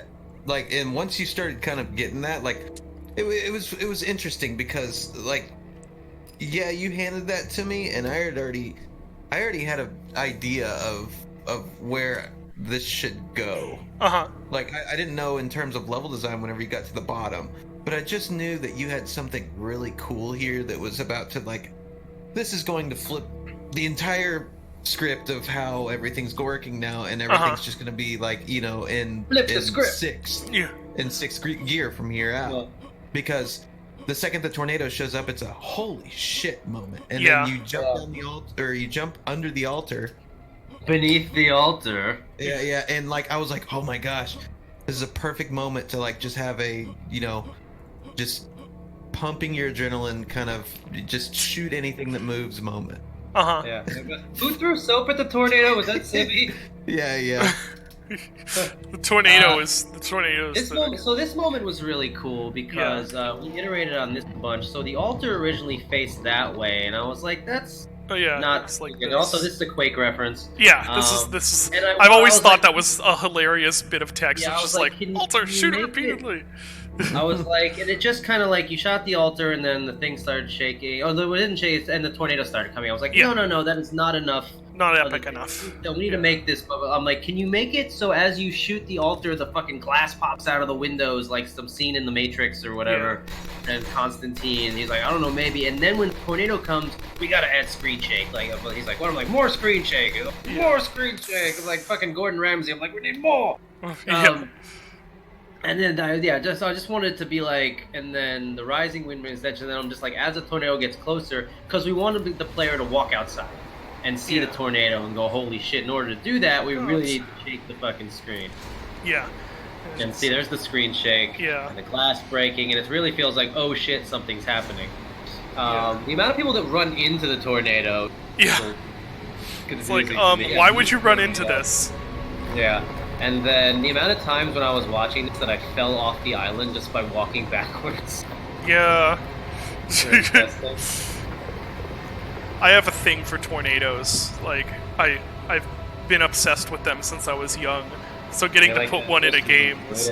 The vision I've always had, though, for a game was having you fight inside a tornado. So you're like you're like sucked up into the tornado, and there's all this, you know, debris and stuff around you can like take cover, and you're just like flying through the air fighting people. But that was not going to happen in the framework we built for Dusk. Would have been pretty cool. Dusk 2 tornado fight. I know it'd be I've thought about if Dusk 2 were ever going to happen, it would be on a new. It would be on a new framework. I'd build it. We'd build it again from the ground up, and that framework would be built in mind with things like gravity changes and things like the player flying and, you know, stuff like that, so that we could implement some of the crazier ideas without it being this massive undertaking, which it was for this game. So anyway, here's Under the Altar. Whoops. Then the music kicks in, and we just kill everybody. These windows took like it took like at least an hour or two to model this out, and then it's copy and paste job basically. Looks a bit too nice for Dusk, honestly, but and then this stairway, it's super cool. Originally, it was just normal stairs, and there's like 100 of these or something, and then I don't know. One of us showed Dave that picture of the spiral stained glass ceiling in that one. I don't even remember which cathedral it was, but it's really cool. And Dave was like, "It'd be really nice if those stairs could be like that," and I'm like, "No, absolutely not. I'm not doing that." And then I went, "Fine, whatever." Yeah. And then I went out of the meeting, and I thought about it for a bit, and I was like, "But it has to, though. Every one of these steps is an inset, and then a point light on it." And it was just like, I have to do it. It's good. It's too cool not to do. Basically. Yeah, and it shows up in every video. Yeah. And the thing is, people just jump straight down them. Nobody walks down the stairs. Yeah. But it looks cool. Yeah, it looks cool when you go down the middle. And also, what that allowed you to do was use those textures and the lighting in other places. Yeah. In the map, like around that door there. Yeah. And other stuff. And this went through a lot of iteration too, because these side rooms were all they weren't great. We opened it up. We opened some stuff up a bit. The key sections. And you put I mostly was more set dressing. Like I wanted you to reuse the crystal stuff like we did for the stairs. Yeah, get some more windows in there. In other parts, yeah. I was like, more stained. There's no reason not to have lots of colorful stained glass windows down here. Yeah. And it turned out. The stained glass stairs. I'm pretty sure I accidentally brought that up on a meeting because I've got that photo on my phone. I'll bet. From the original yeah. time. I mean, it was worth it. It wasn't. Yeah, but whenever I pitched it in the meeting, I didn't mean it like that, and right. I heard you sigh, and I was like, "Oh fuck!" You know? What have I done? I felt horrible afterwards. I was like, "Oh shit." No, but it turned out good because those. Oh, hello, Cart Dog. This is a challenging place to fight Cart Dog in. I will say that like whenever you were done with all this, whenever you guys were done with iterations and all this.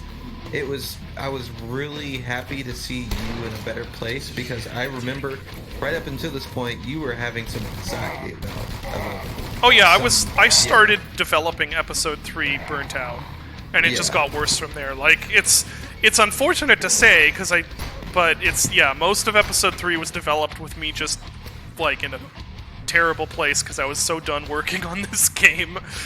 I don't regret that time though. I think the last 10% of any game, it's always the hardest, and that's why if you work with other people, you just gotta kind of help them push through, because it's always worth it, but it's always the hardest because you just want it to be fucking over. Yeah. But then once it's done, and then it's the even more important thing is going back over it again to make sure the whole thing is a great experience, because it's not. Because if you just get it done and then ship it out, it's not going to be the game you want it to be. But that last 10% is always the hardest. Yeah, and probably now, if I did it over again now, I think it'd be easier because I was also not in the best life situation at the time. Yeah. That's not fair. It's not that I was in a bad life situation; it's that I was in a stressful life situation. So, we all got through it, and it resulted in probably the best episode in the game, which I don't think can be said for the majority of the games that Dusk takes inspiration from. So, episode 3 is that the game usually those games peak at episode 1 because of shareware. They always did the best first, So, if I knew what I knew now about this part right here... People always die here. Yeah. I would have asked you to put the music trigger halfway through that hallway. Oh! Because some people will spam just at that beginning of that. And I was always expecting them to walk out there and then just see all this stuff, and just start demonstrating. But they'll just sit there with the ambient back there. So I'm like, We could right. we could still do that, Well, Yeah, we could patch Yeah, it. we could move it. Yeah. We're still working on the game, guys. Yeah. Just like back around that corner, you know. This hall is a taste of if anyone can find that screenshot I posted of the original under the cathedral room. These are the windows. I took them and repurposed them for this hall, which ends up being better anyway because you have a better sense of how just enormous they are. You have a better sense of scale in this small narrow hallway. There's a lot of color interplay in this in this map. Like if back up there, that first hallway that hallway you drop into after being outside and all the red is like, you got blue and then you're in red a bunch again and now blue again. I like doing that with colors because then it's like it's sort of a spectacle. It like hits your eyes really hard and it's interesting, I think. Yeah. Maniac, yeah, you were supposed to. We give you the Riveter there, so yeah. Shit up, Riveter. But some people always like to hang back and like just snipe stuff. Yeah. Oh yeah, Andrew, people were asking if there's any meaning to the chanting, or if they're actually saying anything in the chanting.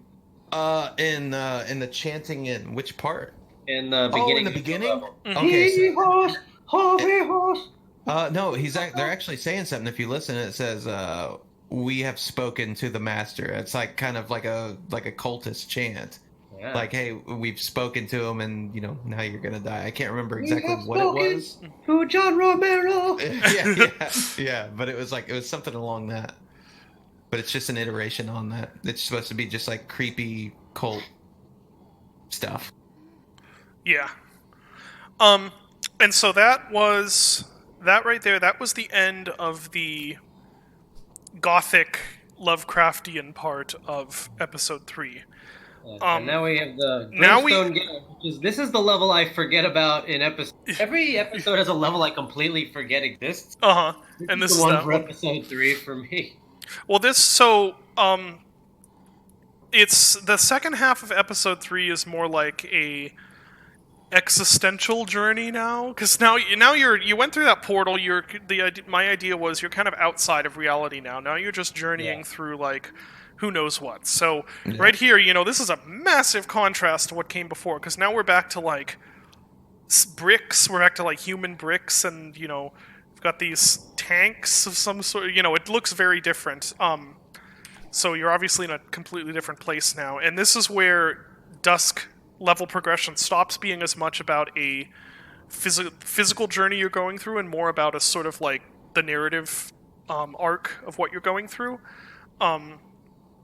And it turns into a complete circle at the end. We'll see that. I'm going to run to the bathroom real quick before we do this, because I've been drinking a lot of water, so I'll be back. Yeah.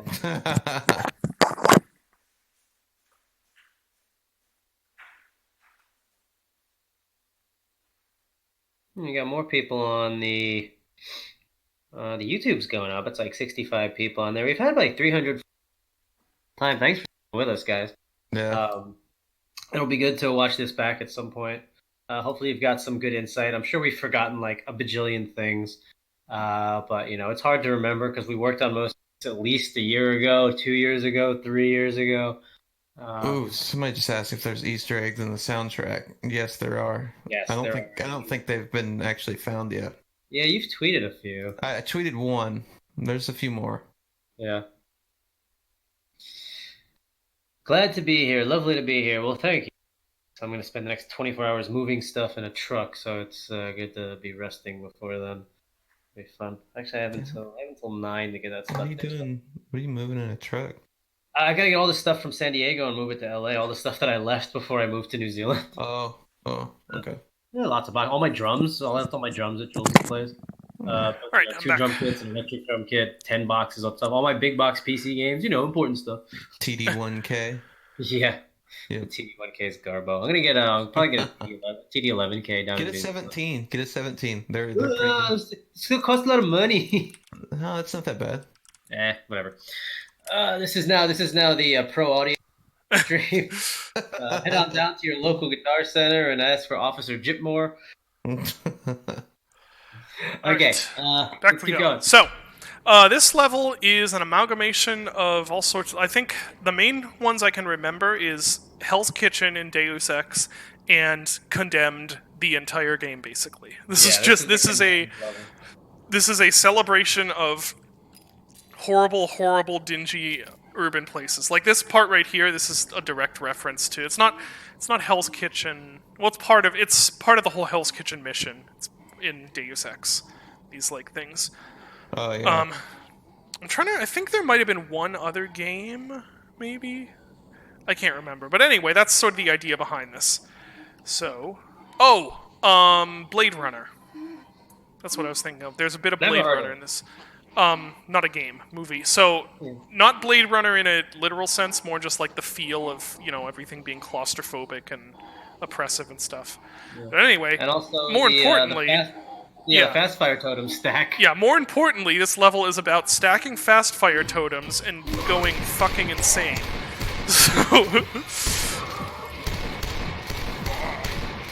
So. Yeah, we've got climbing power-ups, and double fast fire totems, and all kinds of stuff. And you can stack as many as you. Oh, it ran out. Drat. Because you can stack a bunch of them. If you're quick and know where know where they are, you can get like a minigun shotgun and stuff. Track that's going on right now. I don't think I've ever told anybody this. This is an homage to Mick Gordon's ambience in Doom 2016 because I really liked it. He used a really overdriven, what sounded like an overdriven Model D at times. And that's exactly what's going on here. Okay, I can hear that now that you mention it. Yeah. Oh, that's right. So yeah, you can get like 4 fast fire totems and then the super hot power. So you're going really fast and really slow at the same time. Yeah, you can do that. I didn't do that here, but it's I think because without that, this level becomes way less fun and more of just a go around, and you're not encouraged to like jump around as crazily as you would. You take it kind of slow. But also you can do all that with cheats, guys. You can type in NBFF, and that's fast fingers. You can type that tons of times, and then NBUFO, and then you could be an attack chopper. I think you saw we've made a video of that before that ended up on PC Gamer. Like you literally just fly around shooting like missiles like you're an Apache helicopter. I mean, you can do whatever you want with Dusk already, but when the SDK comes, it's gonna be fun. I'm excited for like helicopter levels. It'll just be like you're flying above and like shooting at cities. You just have that stuff enabled the whole time. Yeah. Yes. So I want to point out the stark difference in the density of detail in this level compared with density. When compared with Ghost Town in Episode 1, because they're both sort of a similar concept. This one, there's just I'd gotten better. I think I did take some reference shots from Kingpin. I can't remember how many of those were actually used though. But Kingpin is actually, although it's not a great game, it has really good art direction, which is funny. But yeah, there's just, I got way better at like putting details like this. See, we've got like trash the plants are growing out of, and like there's just detail everywhere. And this is what I said during. As we went on, I definitely didn't do as many crits, but it wasn't as much back and forth. I mean, you can tell how you grew as a level designer. Yeah. And it's what I kept saying during development is that by the time we're finally done with Dusk, I will have acquired enough skills that I will be ready to make Dusk. Let's go up here. Forget. Oh, that just takes you there. It's kind of, there's some confusing. Whoa. Yeah, the pathing in this level is a bit weird. Granted. Yeah, like the critical path is like through like tiny holes and stuff. Yeah, it goes like under there. Oh, and yeah, and like part of the level was also like it's supposed to look kind of like all of this human industrial dressing is just a facade on top of this weird cracked red glowy thing. I don't know why, I just thought it was cool. So anyway, let us continue through this. Oh, and back here, see, it's just like afterwards? I mean, I'm not. Yeah, so I never went down. Sorry, what was that? That was critical path. Oh yeah, it's a bit odd. You can go the other way though, and it's fine. This is just a bit cooler because you're like. Oh yeah, I always took this way. I always went the other way. Choose your own adventure. Yeah. Yeah. See, like this back alley, like Stained mattress. I spent a lot of time detailing this to just be the worst, like, urban horror-y thing I could do with the Dusk resources. And enjoyed it quite a lot. See, like, right here, like, if this is supposed to be, like, these pipes, this is just a fake facade over top what this level's really made of, which is this weird, unholy, ethereal stuff. Environmental storytelling. Yeah. It's I guess, now that I'm mentioning it, that's sort of similar to the themes of the Music Machine. I guess I have a rut. Also, Music Machine is super interesting and unique in terms of what it is. Oh, thank you. It is very flawed, too, but... but like... Oh, and I love this section. This is awesome. The second half of that track. Ooh, just explosions and jibs everywhere. It's crazy. Oh yeah, and then horrors spawn, that's right. And they're supposed to kind of push you up through here, and you grab this, and now the horrors are no longer a threat. And if you go through here... Oh wait, I guess I put those up here. Or up there, never mind. And you can just go nuts with the shotgun and destroy everything. Yeah. It's So just good. stacking, it's great. This is the one. This is the one that's just supposed to be the worst bathroom in the world. See, it That's what almost you say looks... about every bathroom.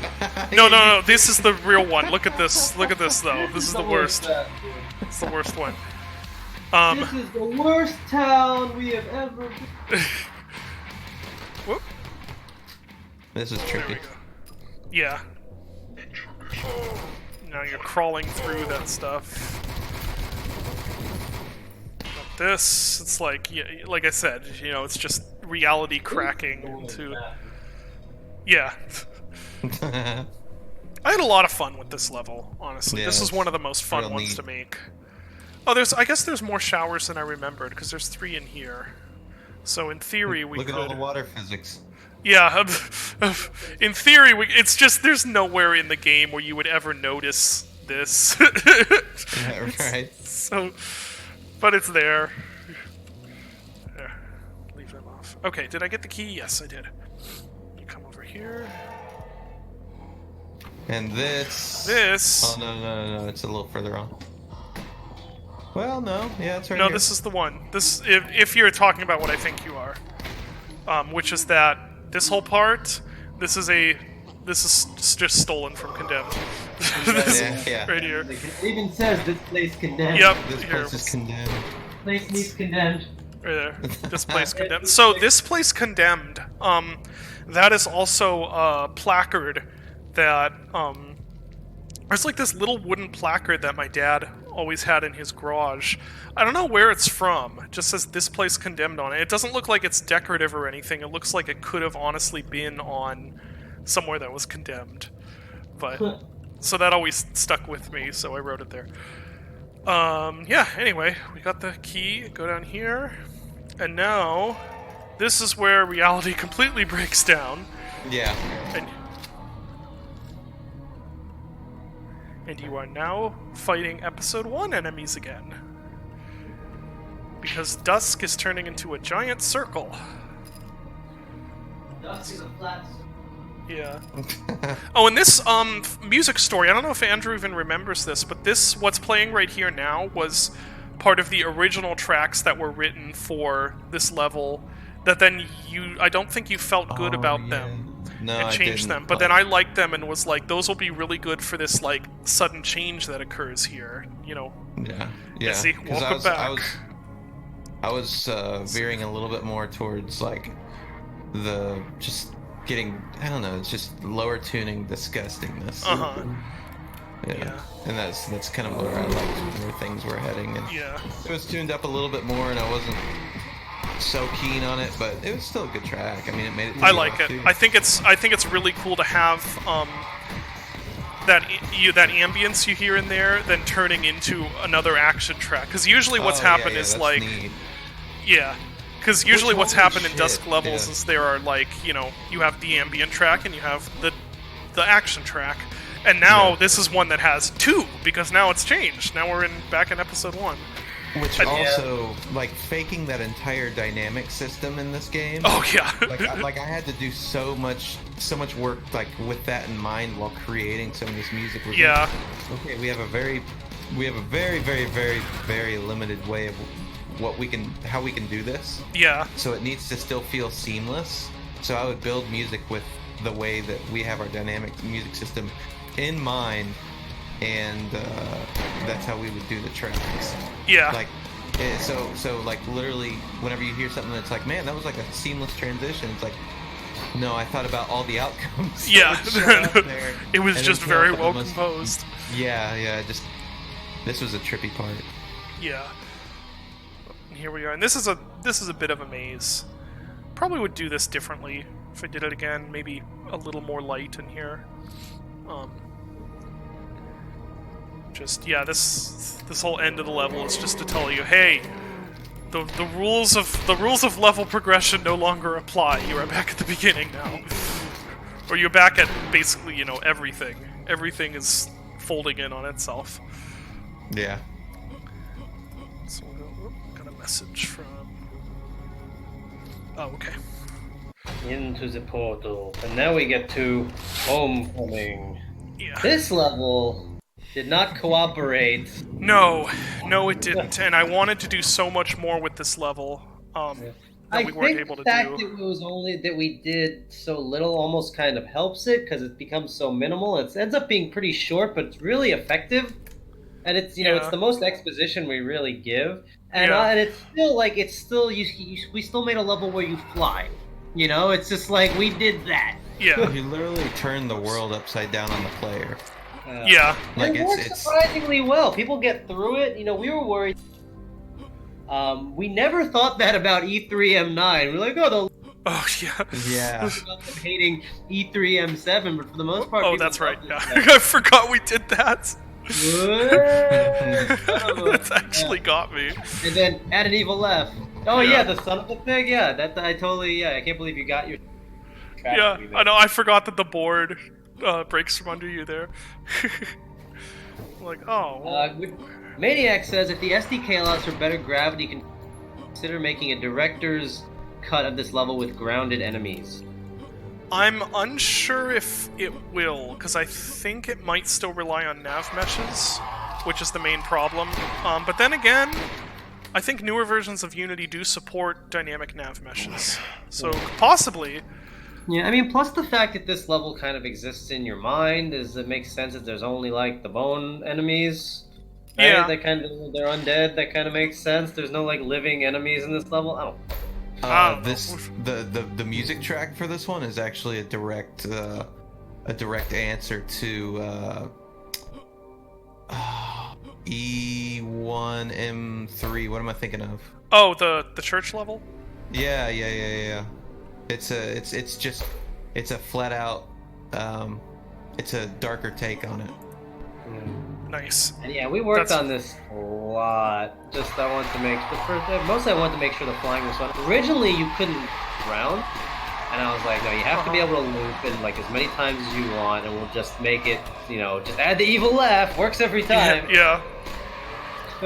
And it worked, and the gravity switches worked. I think we moved them around a bit to make sure people hit them in the right spots. We changed the way you interact, and we added a lot of environmental storytelling to his house to really nail back down the fact that, like, this is your house, this is your wife, this is pictures of your family. You can hear that there was fire, and people got it for the most part, which I really like. There we go. We're on the. Now Dusk is a Prey game. Yeah, you missed. Dusk is Prey too. You missed the key. Oh, did I? Oh, yeah. I did the thing that everyone does. Yeah. That's okay. Okay, you gotta loop around. Yeah. Oh man, you're bad at this. Why? Why am I bad at Learn how to this? flight simulator. You keep getting stuck on trees. You gotta go all the way. I'm trying to. It's so I can reposition myself. Oh my gosh. Yeah, you're doing this on purpose. Yeah. Yeah. There's the key. Yeah, good job. I mean, I guess I could avoid the trees. Woo, whoop. It's Okay. fun when you avoid the trees. Woo! I always intended people to jump from like tree to tree, but either way works. I just like going all the way because it looks so cool. Bayou, especially so originally we didn't have any wind noise or effects. Oh I was yeah, we really need to like really up the ante and make it really feel like you're falling or flying. So we added a lot of wind noise, and that actually helped a lot of other areas of the game too, because you get that when you're like falling or bunny hopping really fast. So it's cool.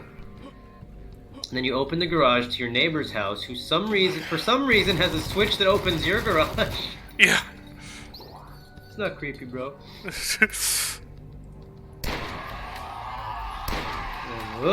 And bone balls in just the worst places in the world. Yeah. I'll just take a nap right here. There we go. Yeah. Yep, here we go. That house. We're gonna add a thing that says you cannot rest with enemies. Were we? I think so. I remember we talked about it. That would be funny. Yeah. Neighboring garage open. Yeah, and originally it was just like a switch, and now I'm like, let's put it on his computer, like he's creeping on your house. Yeah. Like, David, that was like your house. This was the house I was living in while making Dusk, and I will give you a tour of it once. So first of all, don't want to go down there. Too many frogs. This is our propane tank. This was our basement, which was basically a crawl space, and when we got the house, it was literally an underground swimming pool filled with frogs. Hence the text. There isn't actually a bone ball in our garage, thankfully. But it's the garage. Now this house isn't completely to scale, but for the most part it is. Oh yeah, there's the fire scream. Here's our soap. Why is there blood in the toilet, Dave? So lore reason is that you're in Dusk Dude's mind and bad things happen here. The actual reason is that when I change the water texture of everything, I accidentally changed the water texture of everything. So, this room right here was our closet, but for the last part of Dusk development was also my office. My desk was right here. And for most of Dusk development, my desk was... Go away. My desk was right here. And Rachel would sit here and watch TV with Lavender. And that's how I worked for most of Dusk, actually. Lavender was a little baby. It wasn't very relaxing, because little babies do not keep quiet when you're trying to concentrate. It's a bedroom. That picture is David and his wife. That's me and Rachel, yeah. Yeah, that's Rachel and Lavender. Yeah, which it's just I couldn't find a good picture of any other family to use, so I just used me and Rachel as Dusk Dude and his wife. We kept trying. I was like googling like farm families and stuff. Nothing came out. I was like, nothing would work. You guys, yeah, it works. It hurts to remember. Yeah, because Jacob was boning your wife. Yeah, sure. Why not? Quagmire. Oh, we're not gonna pick up that gas can. That bug is still in. Alright, so now we fall down to Upside Downy world here. And this exists here if you want to go back. So you can backtrack, but we're not going to do that. God, that was so annoying. We're working on this island. Yeah. Because we spawned the things and they wouldn't come out of the thing. And we go that way. We need like enough to feel like a level. Yeah, this level in general was this was the opposite of Brimstone Ghetto, which was very fun to do. This level was just torture to make. Vista, like at the very beginning, is awesome. Like with the whole it looks like a pyramid in the sky. Oh yeah. Yeah. No, I mean the great, right? Because it's such a departure. It's very much like Escher Labs, where it's like I didn't know. Speaking of Escher Labs, like, where you fly, and the flying feels really good. And it's not, it's fun. Oh, Escher Labs. Yeah, speaking of Escher Labs, this is now foreshadowing what's going to happen in the next level, which is that stuff comes back. And this, I thought I needed to have this room here because now you could actually switch gravity onto these different planes that were in the original. The original Escher Labs are the same as the ones in the Escher Labs. Yes, it's a very cohesive by accident. And then we kept look at all we've done together. Oh, that was a cool we added very late in development. I Yeah. feel like we need more story here because we had all that exposition, and then here we're just kind of like kill some stuff in Escher Labs and walk through a door. Yeah. So we iterated on this a little bit, added some VO, added like the yellow key, and then I was like, make like a longer hallway. Put 'em over. Yeah. We needed like one last thing, right? And Yeah. then like I was like, make the hallway longer and cooler and make it cohesive with the next level. And then we did, and it worked pretty well. Yeah. It's not not terrible. perfect, but it's Yeah. it works okay. So. Yeah, I mean the main mechanic was making the fly thing work, and it did. Yeah. And then it mostly serves as a level of exposition and learning about his past and some stuff like that. And it's cool. It's a nice reprieve in between two very actiony levels.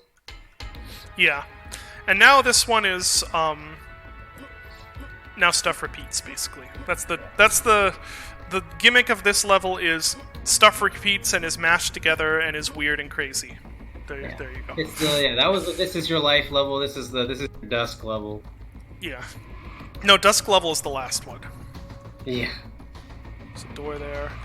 Light mapping was That's the one that says trust your eyes, because we're flipping the Yeah. don't trust your eyes for me too and two. There's a secret area, and this, why is it green? That's weird. Oh, well. Green.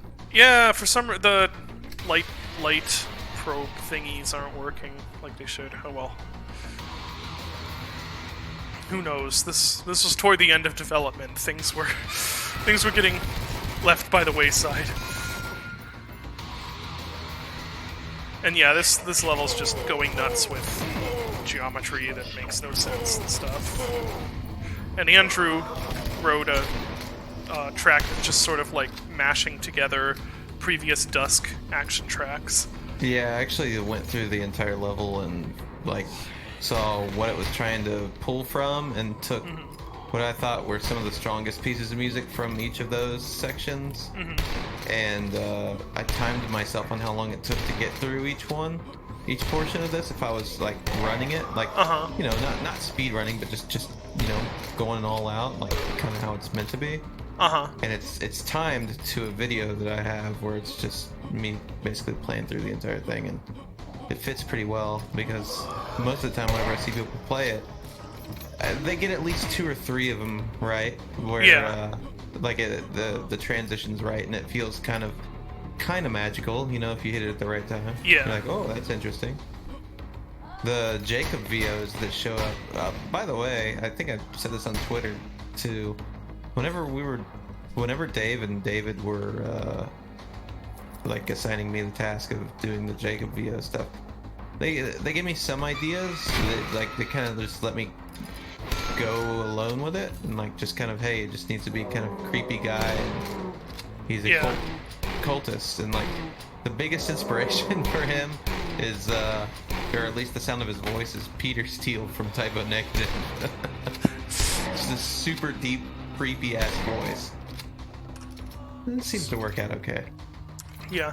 There have been complaints about Jacob's voice, but I think they're dumb. Yeah. Personally, like, he's too cheesy. I'm like, yes, this is a game with Big John and soap that kills things in one hit. Yeah, right.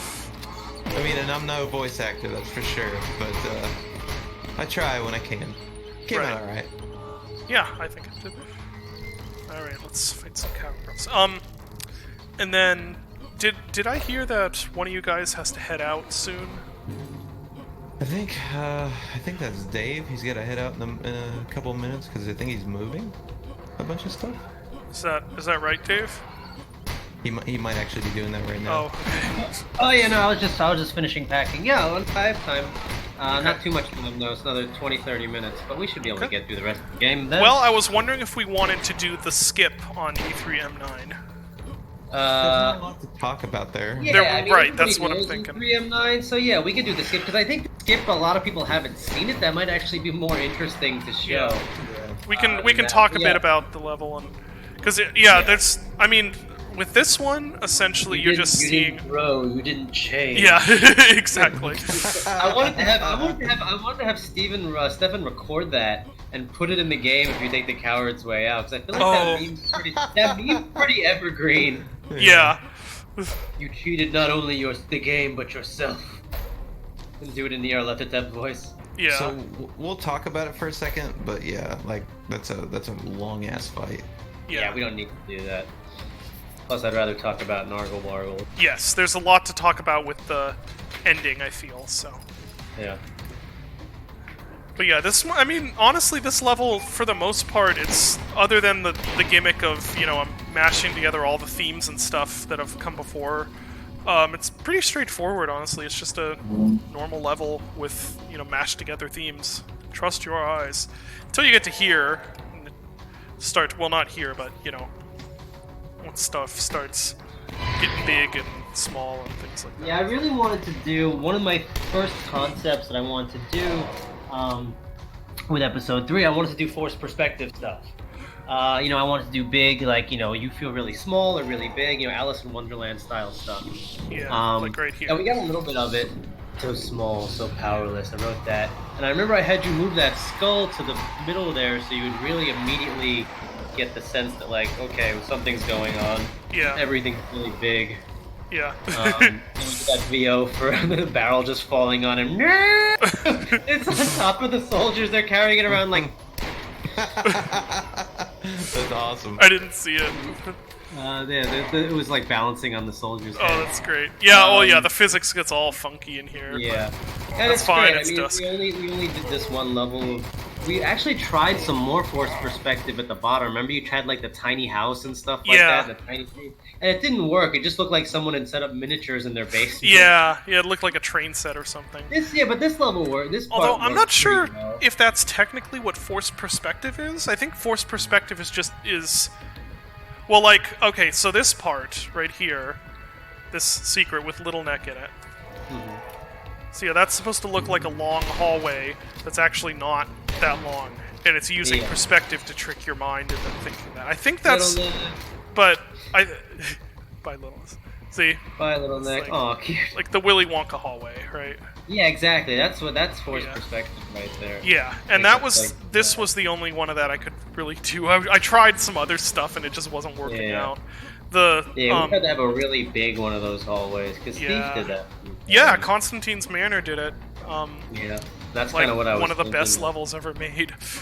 Yeah. And Little Neck is. I didn't know about Little. Yeah, he's just And then all of a sudden he was there. I was like, it's amazing. And then, and now we're back. This This is from the taken pre-alpha. the demo. this Yeah. is from the From pre-alpha. demo. So not only are we going back through, you know, stuff that's been in Dusk, but we're also going back through the history of Dusk. It's meta. There we go. Yeah, E3M9 would be a good endless map. I think Yeah.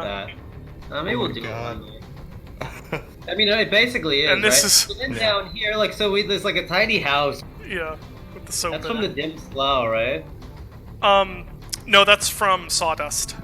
Oh yeah, and it's like some tiny. And that's I have a voice clip of when Leon played through episode 3 for the first time, Oh, like on oh, yeah. chat, and I have a voice. Tiny barn. Yeah, I have a voice clip of him going, "Ooh, a tiny barn," which I think I might turn into a ringtone. We'll see. Well, bye, Scarecrow. Just yeet it away. Yeah. Oh yeah, that's right. Goes back to Yeah, Hellish we're in the bone Nightmares zone. Back in the bone zone, Yeah. boys. Hey, guys, any I just questions played that the we've game and I missed, shut it by the way? down. Go to Twitch and the devs are streaming. Awesome, love the game. Thank you, we love you too. I hope you enjoy the game. Spoilers though. Yeah, and then back Yes. here to the, Oh God. the Event Horizon. Yeah. That you're floating in midair. Yeah, and I like that you did this the greatest hits level because it's tropey, but it works and it makes Yeah. sense. And Oh, and there's no reason not to, and it loops. yeah. And then the music. And And the you gets all music serious. cuts co-op. off. I'd forgotten about that. Yeah, the Co-op music will gets all happen, serious. after the SDK and stuff because it's all part of the same thing. We'll update you. Just follow us on social and all that stuff. We're actually at New Blood now. We got our Twitter fixed. Yeah. This room, I remember, took a bit of iterating because Is it possible we'll ever release B-side tracks from the OST development?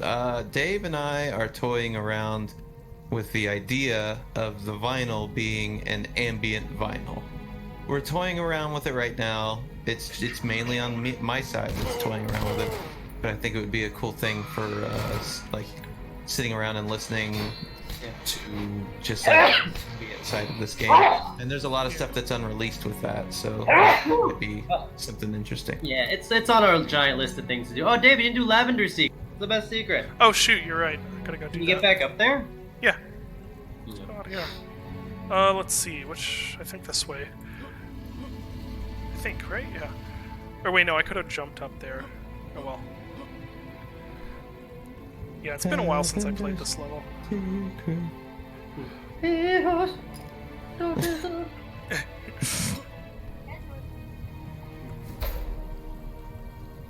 Ah, that didn't work. Come on. There. Oh. Guess I could have just done that. What are you doing? I don't know, I'm doing weird things. Oh man, you went like totally all the way back around. You could just you up. Yeah, you're right. It's not how we do this though. We don't cheat. Up. Oh, I need the soap for it, that's right. Yeah, you gotta go down to the tiny bar! Yeah. Ooh, tiny bar! A tiny bar. Destroy these? No. No, you can't destroy these trees. Oh, yeah. The smallest trees in the game are unbreakable. Yeah, I believe the reason for that was probably because then it'd need a new particle system. Possibly, I'm not sure. That seems like it would be the reason for that. So then, yeah, Lavender Secret. Get over here. Open that. For anybody who hasn't seen this, super duper spoilers. Yeah. I love how we'll click the wall first and see what it says. It's pretty funny. It seems No, practically... click on the wall. I did. Yeah, it's practically indestructible. Being indestructible. So... And then Here's Lavender Secret. Doesn't it have her going, dude? No, I couldn't get a... I couldn't get a voice clip of it, sadly, but the level does spell out "do." So, that was when Lavender was much younger. That was her word for food. She called it "do." So if she was hungry, she'd be like "do, do." Babies are adorable, by the way. Yeah. Right, there we go. Got this. You get two of those for no reason. Well, if I got that going you through got here, there. then I could just mashed potatoes my way through here. Mashed potatoes. Alright, now on to everybody's favorite level.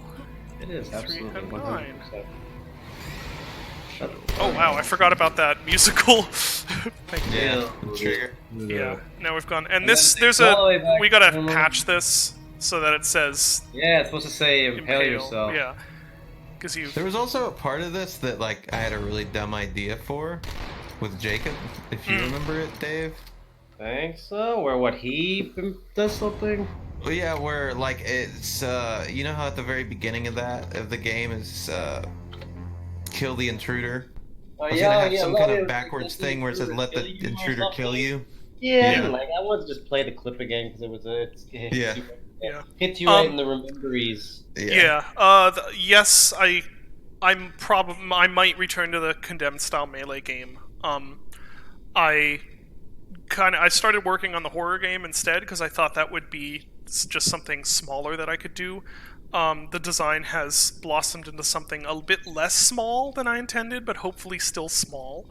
I really didn't want to take on another big project after Dusk, and the melee game was the design was shaping up to be something bigger. So at some point I'll probably go back to it because I have always wanted to make a melee game. So yeah, this is E3M9. This is now we're just beyond all sense of physicality. For anyone who hasn't played Dusk, first of all, why are you watching this stream? And second of all, this level is basically a... Well, you know what? I'll save here and I'll show you a bit of it. We're not going to play the whole thing. This is essentially a Serious Sam arena, is what this level is. It's a giant combat arena that's just supposed to... It takes you through every enemy in the game in collections, and yeah, that's what it is. It is a I think, the most divisive level in the game. Some people love it. More people hate it. Think it's awful and lazy. And I didn't expect it would be that divisive, but I knew that probably there were going to be some people who wouldn't want to play it. So I did add a secret way that you can skip it. But yeah, this is basically the level. A lot of enemies spawn in, and you fight. I don't even remember how many waves, but you go through all the enemies in the game. Like 9 or 10 waves. Yeah. Yeah, and they get progressively harder, and then there's the And then female wave, the waifu wave. The waifu wave, where it's all cowgirls and priestesses, and that one's pretty tough. The trick to this level is to let them in-fight. Yeah. And to jump off the side. Yeah, because bye. Just teleports you, but it gives you some moments of reprieve. But yeah, so that's this. Oh, then you fight the bosses, Yeah, which all are the just bosses they're come just the experiments and the guardian again, but they fire faster basically, and it just turns the level into a hail of bullets. So yeah, there's level on Duskmare now, but the Screw trick to this that. level is honestly Let's- the thing about this level is you should be able to apply everything you've learned yeah, playing the game, and be able to complete that level pretty easily. But the secret here is actually it did lead to a pretty good secret ending exit. because that down there. How do I get there? Well, did I get it? Yes. Just walk in a straight line. We should be able to get ourselves to this teleporter here. Bloop. Here's the secret, and there is... Oh, yeah. There is a Crystal of Madness in here, so I think you can actually teleport back and use that in the arena fight, if I remember correctly. Yeah. I didn't know that. Could be hilarious. Which makes it a lot easier. It doesn't last on the ground for a long time. Where do I go again? There it is. Boing. Yeah, we don't make it easy for you to use the cow. Yeah. And then this is supposed to say like, oh no, that says Coward's Way Out. Okay, that's right. The Coward's Way Out. We're gonna take the Coward's Way Out. Yeah, we have to fix that too. It needs to say impale yourself. Yeah, we gotta do that. Oh no, it's Zen. Yeah, no. Okay, and now it's coming out of there. We have Dusk. So this I feel like this level was kind of like all of us got our moments to do our thing. So like this first part, I basically did this myself, and Dave had a little bit of input, but mostly this was like my concept. Is I wanted it to be, after all the madness that just happened, I wanted this peaceful, beautiful looking, sort of somber area, and I also wanted to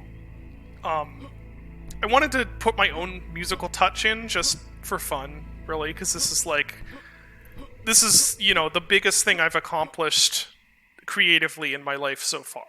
And so I wanted to have that little bit of like personal touch to the music at the end. So I wrote this pretty simple ambient track that's just like, this is the end of a long journey, not just for the player, but also for all of us who worked on it. This was a huge, long journey making this game, and it was kind of mostly sweet, but a little bit bitter to get to the end of it.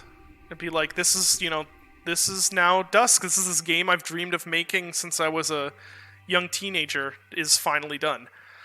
So that's this first area. That's all of that. And then once we get past all of that, then Andrew and Dave take over for the finale, which is pretty awesome. But first we'll go through all of this. There's me. And so the idea I had originally was there was a key, right? You had to go around to different parts of the level and put keys in different doors. And I was like, I think we need to do something different than that for the last level. I'm like, could we make it so you had to like place things in an altar and place colored gems in an altar?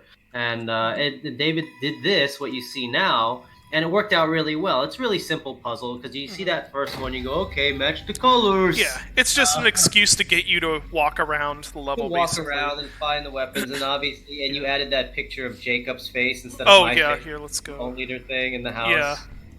Time to do this. Yeah, and then lighting wise, I kind of did with like this pink light.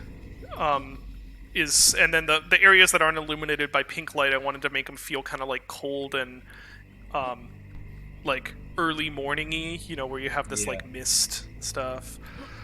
So that's how this level starts out. Oh, really? Oh, the crystals got changed from Crystal of Offering to Crystal of Madness with the subtitles. It's another thing. Were they originally Crystal of Offering? Yeah, it's Crystal of Offering. Yeah. Oh fine. shoot. Yeah, that'll. Somebody write that down. If anybody's put that in the, somebody put that on the Steam forums. Yeah. All right.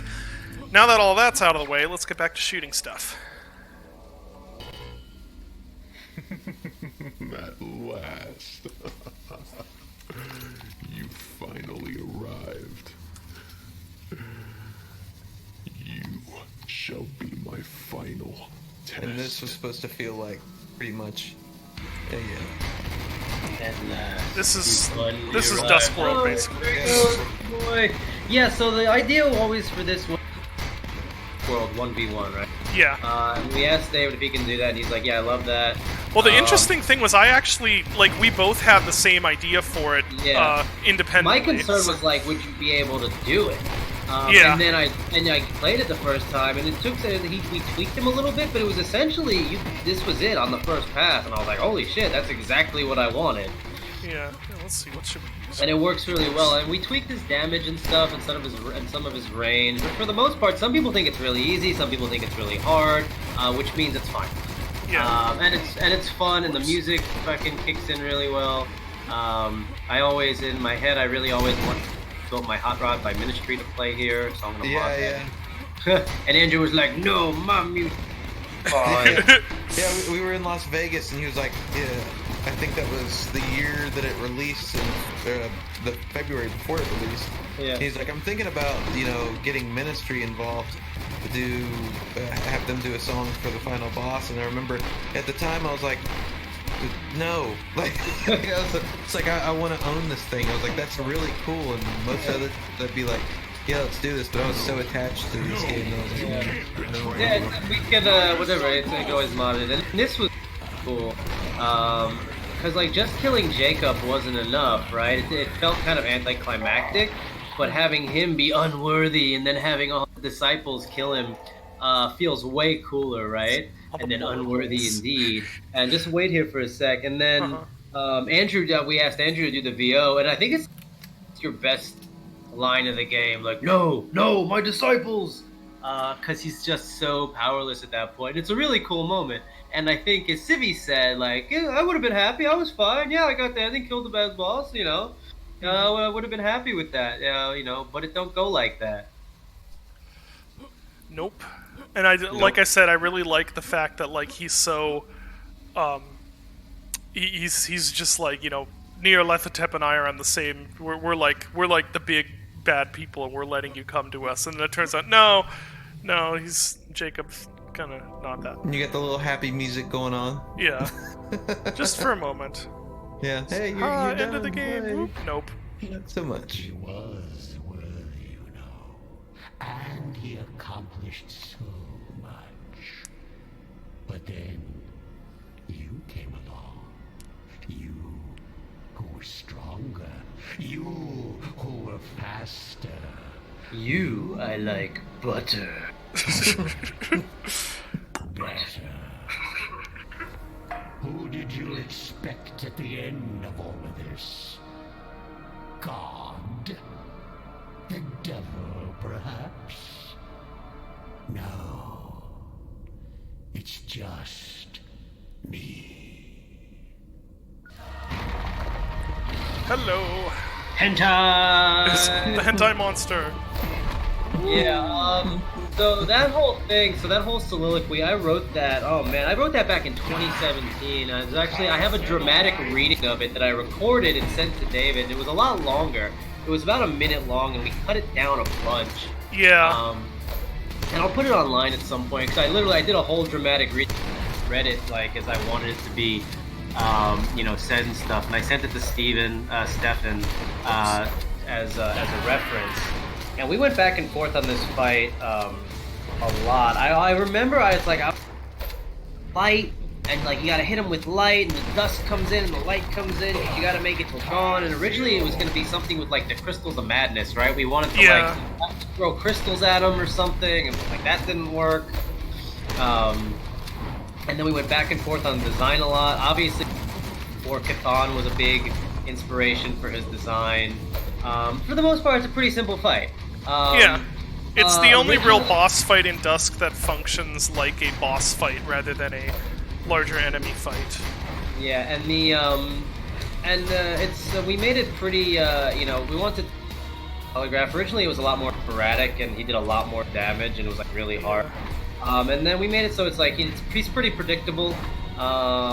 And it looks really good. This is one of the times that Bloom actually looks good. Oh yeah, let me turn that on real quick. Yeah, Bloom makes. One time you should turn Bloom on. It makes those look.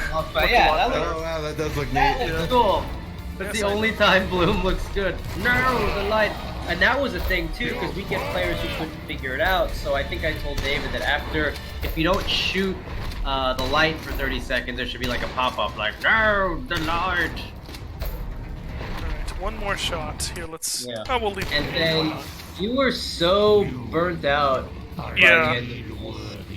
I was just like, I just wanted so much. I kept saying, I think I used the word gravitas like 17 times. I'm like, I really want a lot of screen shake. I want it to be like, the power is yours. I'm like, make the VO louder and make the screen shake and put the green energy on the screen and then shake the screen. You're like, Dave, I'm so done working on this fucking game. I'm like, I don't care. It's the ending. It's the most important part of the game. Yeah. And then we finally, I'm pretty happy with how it turned out. The ending is Dave's baby, really. I spent a lot of time on it. And it turned out really well. It was really wanted to... never something that the framework for Dusk was supposed to support, but we made it work. Yeah, and David had never done anything like that boss fight before, or a model like that, or animations like that, and Dylan helped a lot. But it was worth it. Like, Dylan helped with endings. Boss stuff. Endings for games. There's the most important parts of your video game are the beginning and the end. Like, the shit in the middle is kind of like whatever. Like, we mentioned Planescape Torment a few times. It's one of my favorite games. The beginning rules. The end is awesome. Some of the middle of that game sucks, but everybody forgets it because the beginning and the end are so good in the dialogue.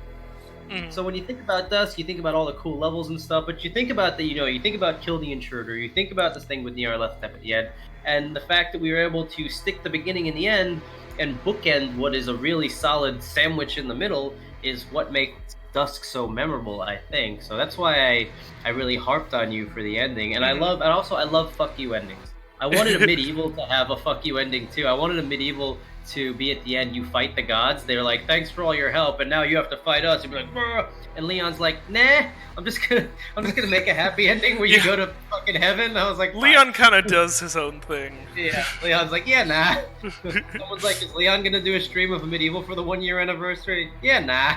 Oh, he's not going to? He might. I don't know. Oh, that'd be cool. Probably will. But but I really love fuck you endings, and obviously this is basically the same ending as Half-Life. You could pretend that you're Gordon Freeman, Nargle is G-Man. It's the same thing. It's like I'm putting you into purgatory until I need you again. So it's obviously basically the same as that, and we will continue that story at some point, I guess. And then David did a really awesome, the drawing. The first time you actually see our hero in the game. Hacked together drawing. Horrible, isn't it? But wonderful, yes. That's ripped directly from Lovecraft. Another time where I mashed up a bunch of Lovecraft poems together to create the end. And that line I love. It's good. Is insignificant. Who you are now is inconceivable. I wrote that in like 2017, and I'm like, I don't care what it is, that line has to be in the ending. And Stefan just nailed it, because I was like, here you shall remain, till I have need of you again. Yeah. And I wanted Dusk Dude to look like, to be a sort of uncomfortable image. Like, he looks weird and unholy now. And I remember we had to tweak that a little bit, because it started out being a bit too far, where it just looked like... sketch, his teeth looked weird. Yeah. I had you redo it a bunch, and you were so... I'm like, I wanted him to be the Sickles, and he's based on Tommaso Ciampa from NXT, if you ever wonder what Dusk Dude is based off of. That's what all the references came from. And that laugh that Stefan did is totally ad-lib. Yeah. the evil laugh. That's 100% him. With that little like the snarl he does at the end, like that's 100% He just ad-lib, ad-libbed it, yeah. by Stefan, and it's so awesome. We used it in the trailer too. And I was really happy with it, and I was glad. Like I was glad people reacted to it the way they did. The ending, especially like you guys have all seen Civi's video and stuff. Yeah. So I think it made us feel that like it was really worth the time we spent on the last few levels, because it was hard. We were really getting to the point where it's like, what the fuck else can we do? David was like, I don't have any more ideas for levels, you know. Yeah. And it's just but it's like, man, do we really need 10 of these? Do we need 11? Do I really have to make the secret fucking rat level? Well, the rat level was great because it was actually like, okay, rat level. We'll just run with that. Doesn't have to be anything complicated. It's just a freaking rat level. Yeah. Yeah. And it was all worth it. But like I tell people making games, like that last bit, it's so important to it's always gonna suck. You're always gonna want to be done with it. But it's worth it in the end. And now it's a year later, and we are where we are, and we're doing this stream for you guys. There's been like 300-400 of you watching us for like 8 hours. Yeah. Like 6 hours. It's been a while. Yeah. It's almost 8 hours. And just, thank you guys so much. All that we ask you to do is, buy some shit, buy our games, leave reviews, spread the good word of New Blood. If you love Dusk or our other games, just tell someone to play it. We've got so much coming up for you in the next year. The SDK, the ports, Medieval RTX, Maximum Action's getting all kinds of dumb shit. Gloomwood, obviously, I think that's the thing that we're the most excited to be working on, and you the most excited to see, because I think we've had enough fucking boomer shooters for a minute, and we're very interested in working on something slow. Oh no, wait, here's this Easter egg. Yeah. 1,000 other forms.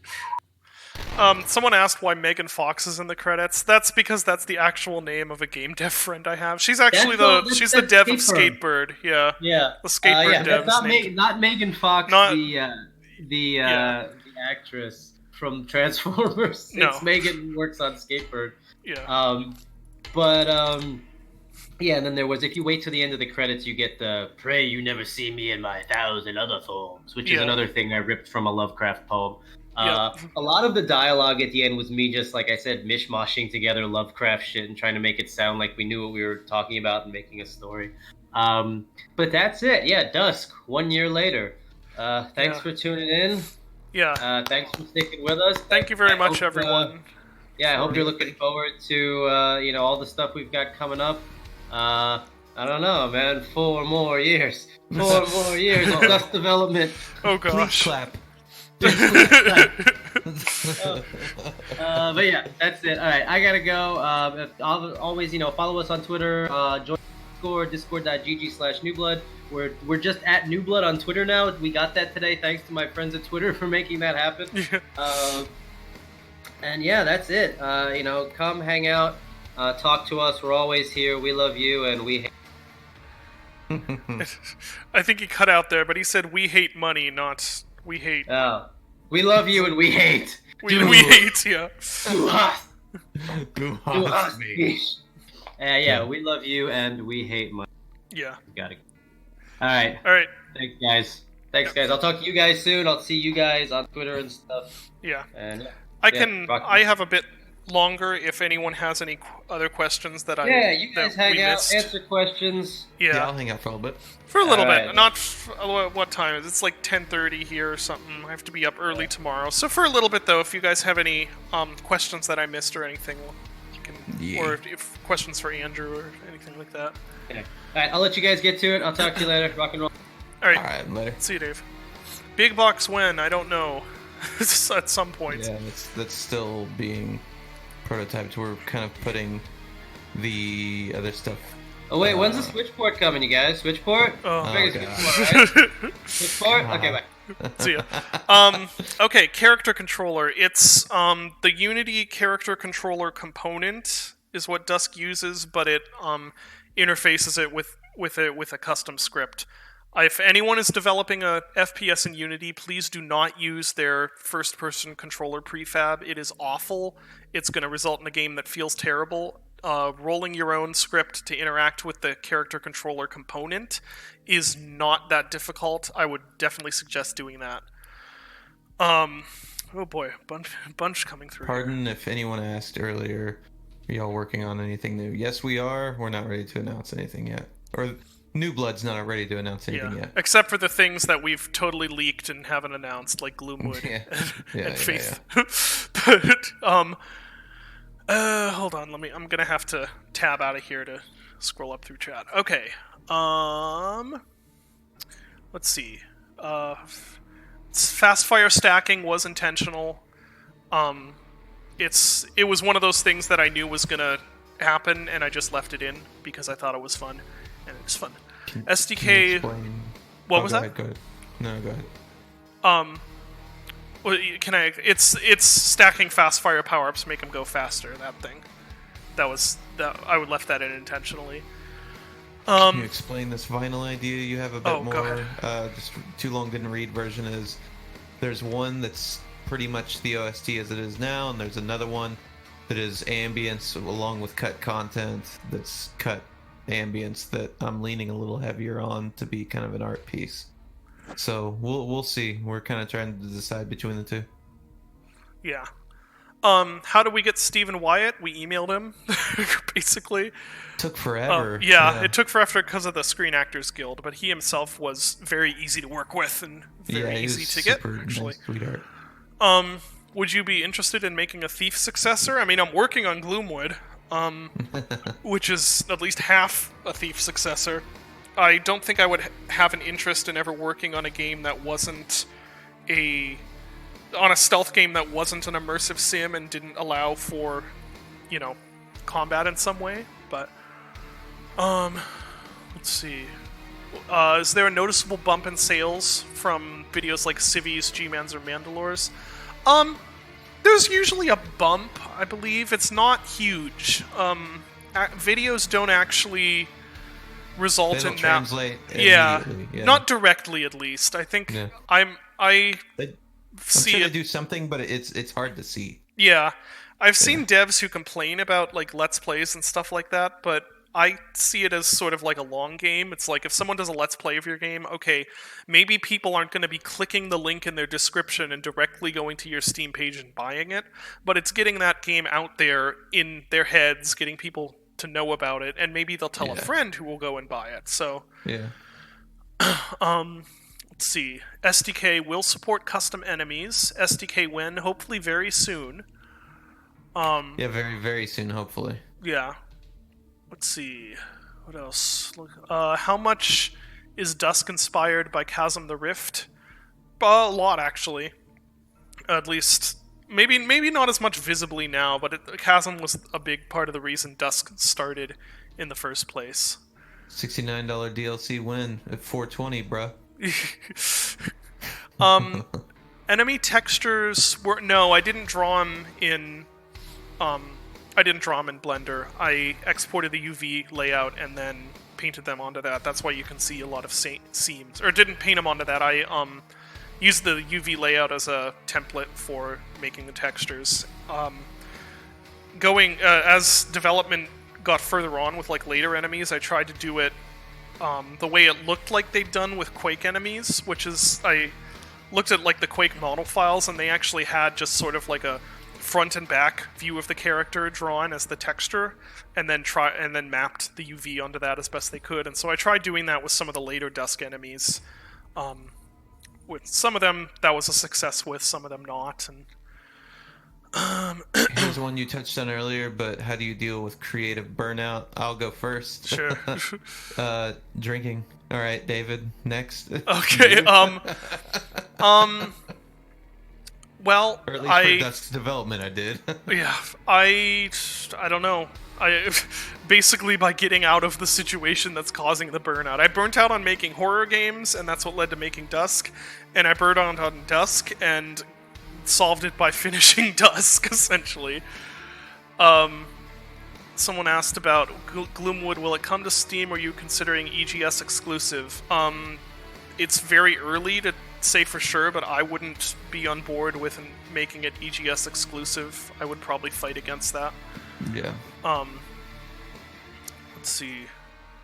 Kart Dog or Dusk Team Kart Racing wins. Someone's actually working on that. Hatsu's working on, or was at least working on a New Blood racing game that had Kart Dog in it.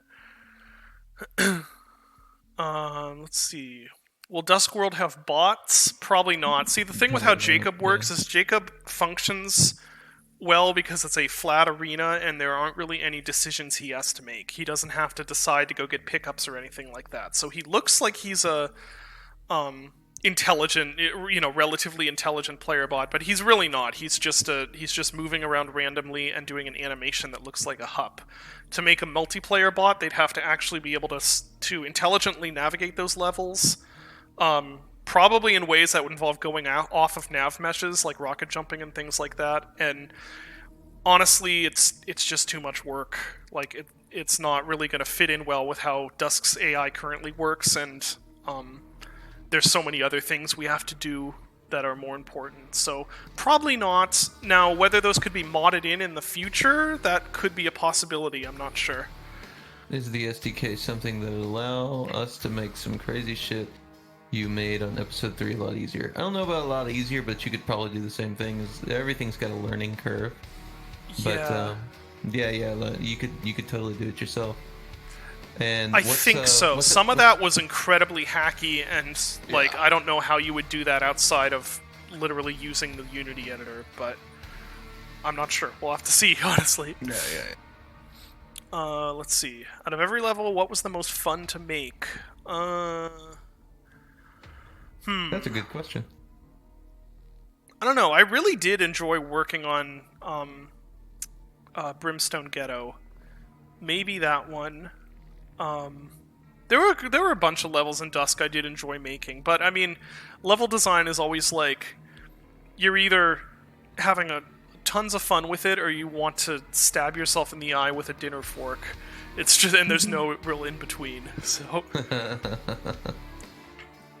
where did the gravity flipping? What else we have? Hold on, I'm trying to go between two chats, so I'm sorry if I miss anything. Soundtrack cuts, edits used in the main game will be available in SDK. I would believe so. I'm not sure. Yeah. I think so. Are we talking to the wrong person here? See, the problem is that a lot of the SDK is being developed in a bit of a vacuum, because none of us are smart enough to help him with it. So we'll see when we get there, but I'd assume so, but we'll see. Yeah, someone said they found out about Dusk through G-Man's videos and didn't buy it until later. See, yeah, I think that there's a long game to play with that stuff. Like I technically play long game with a lot of games that I see YouTubers make. I remember it later on, and I'm like, oh yeah, and then I go buy it. Which part of Dusk is what I'm most proud of? I don't know. I'm really happy with how most of E2M2 turned out. I know it's not really a showy level, like compared to a lot of the ones in the game, but that one maybe I had the most fun making. Also, that was just that's probably right there with me. Like I don't make fucking levels, but like how it turned out was perfect. Yeah. It was the funniest moment in development. Well, there were a lot of them. Oh man, I don't know. Most of Dusk development was just us running around with our heads cut off. Yeah, pretty much.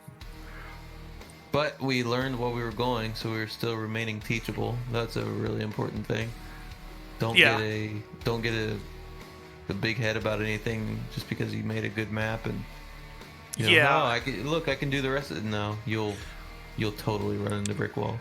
So part of the reason that I am so I remain very self-deprecating about things is to try and keep from falling into the trap of thinking that because Dusk has been a huge success, that means that I can do no wrong. Because when that happens, then you start making huge mistakes and become irrelevant. And it's also really not accurate, since I did a lot of stuff that worked in Dusk, but I also did a lot of stuff that didn't work and other people had to tell me didn't work. That is feeding into your own bullshit. I keep around friends that actually bring me down to earth for shit like that. So if I ever say anything stupid, they just fucking cut me down. having a significant other that is totally unimpressed by things That helps too. Yeah. So Rachel is awesome, but she's like, yeah, that's the game you made like in your underwear in our living room. So yeah, nah. It's the same with Tay. I love her for Yeah. Well, someone asked about why I used Unity. It was the engine I knew. Like Dusk didn't start out like Dusk just started out as this is a thing I want to make. So I much prefer spending time developing than spending time learning. So the way I learn stuff is basically to develop a game, and if the stuff is relevant to developing that game, I might end up learning it, and if it's not, I probably won't. So I wasn't gonna, like, when I wanted to start making Dusk, I wasn't gonna go out and be like, oh, let's pick the perfect engine for making a retro FPS room or anything like that. I just used the engine I knew, and, because I wanted to start working on the game. I can't seem to stick to a project to the end game. Have any advice about it? Do you have any advice for that? Sorry, what was that? I can't finish any project that he starts. Those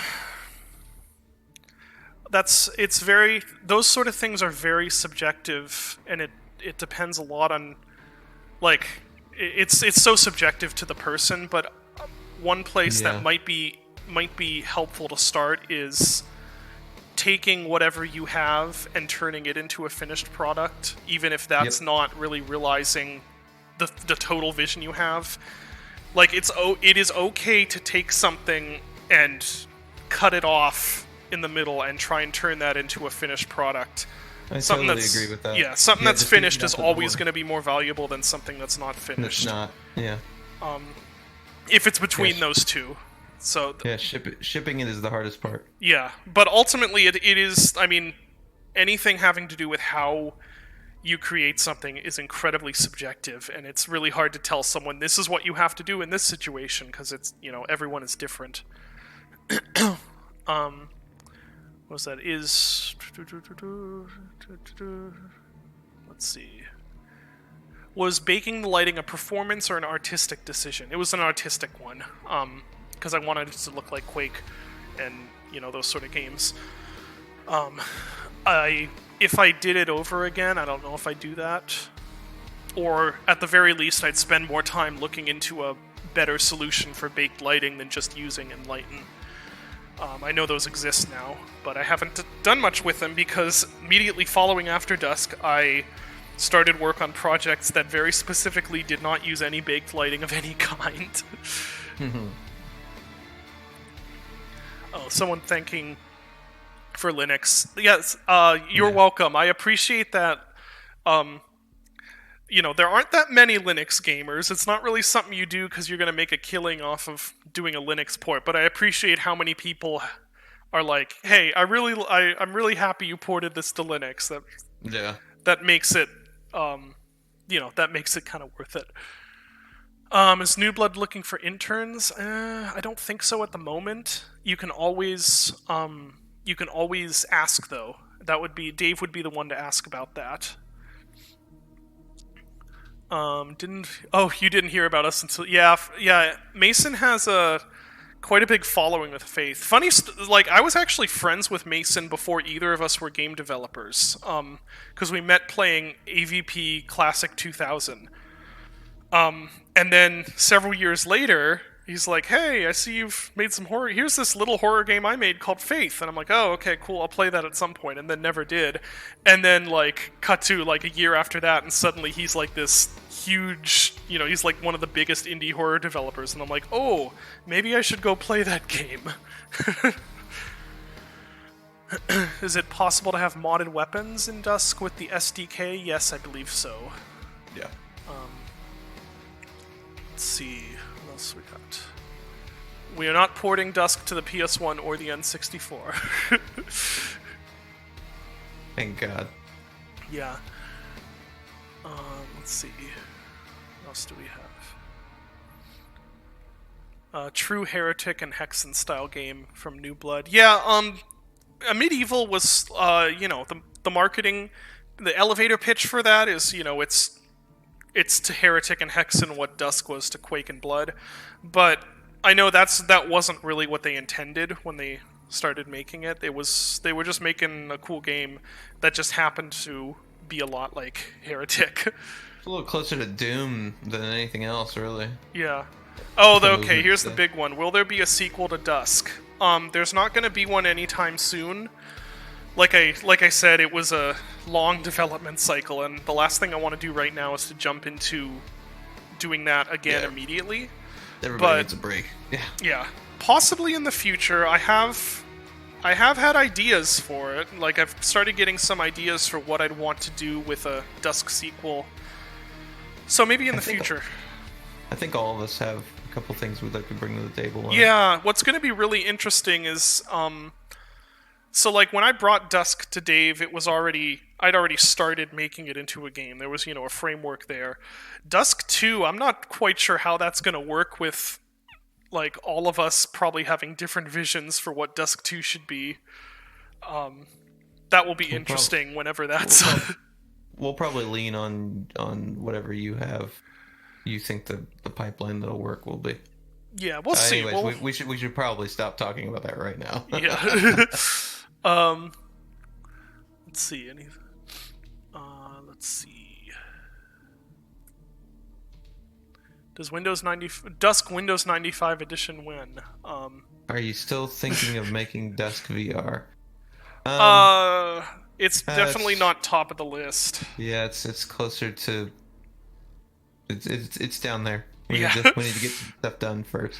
Top Need of to the list right now is SDK and Switch port. So SDK Switch, and then we'll look at other things like we'll revisit co-op and some other stuff, and like the whole free online yeah.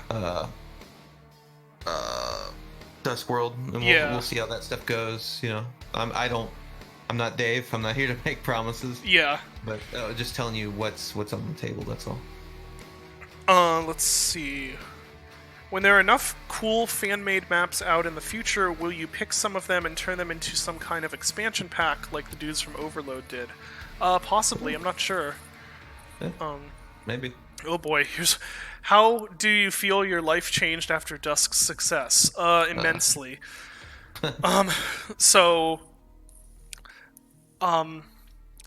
Well, I'm not stressing about paying bills every month.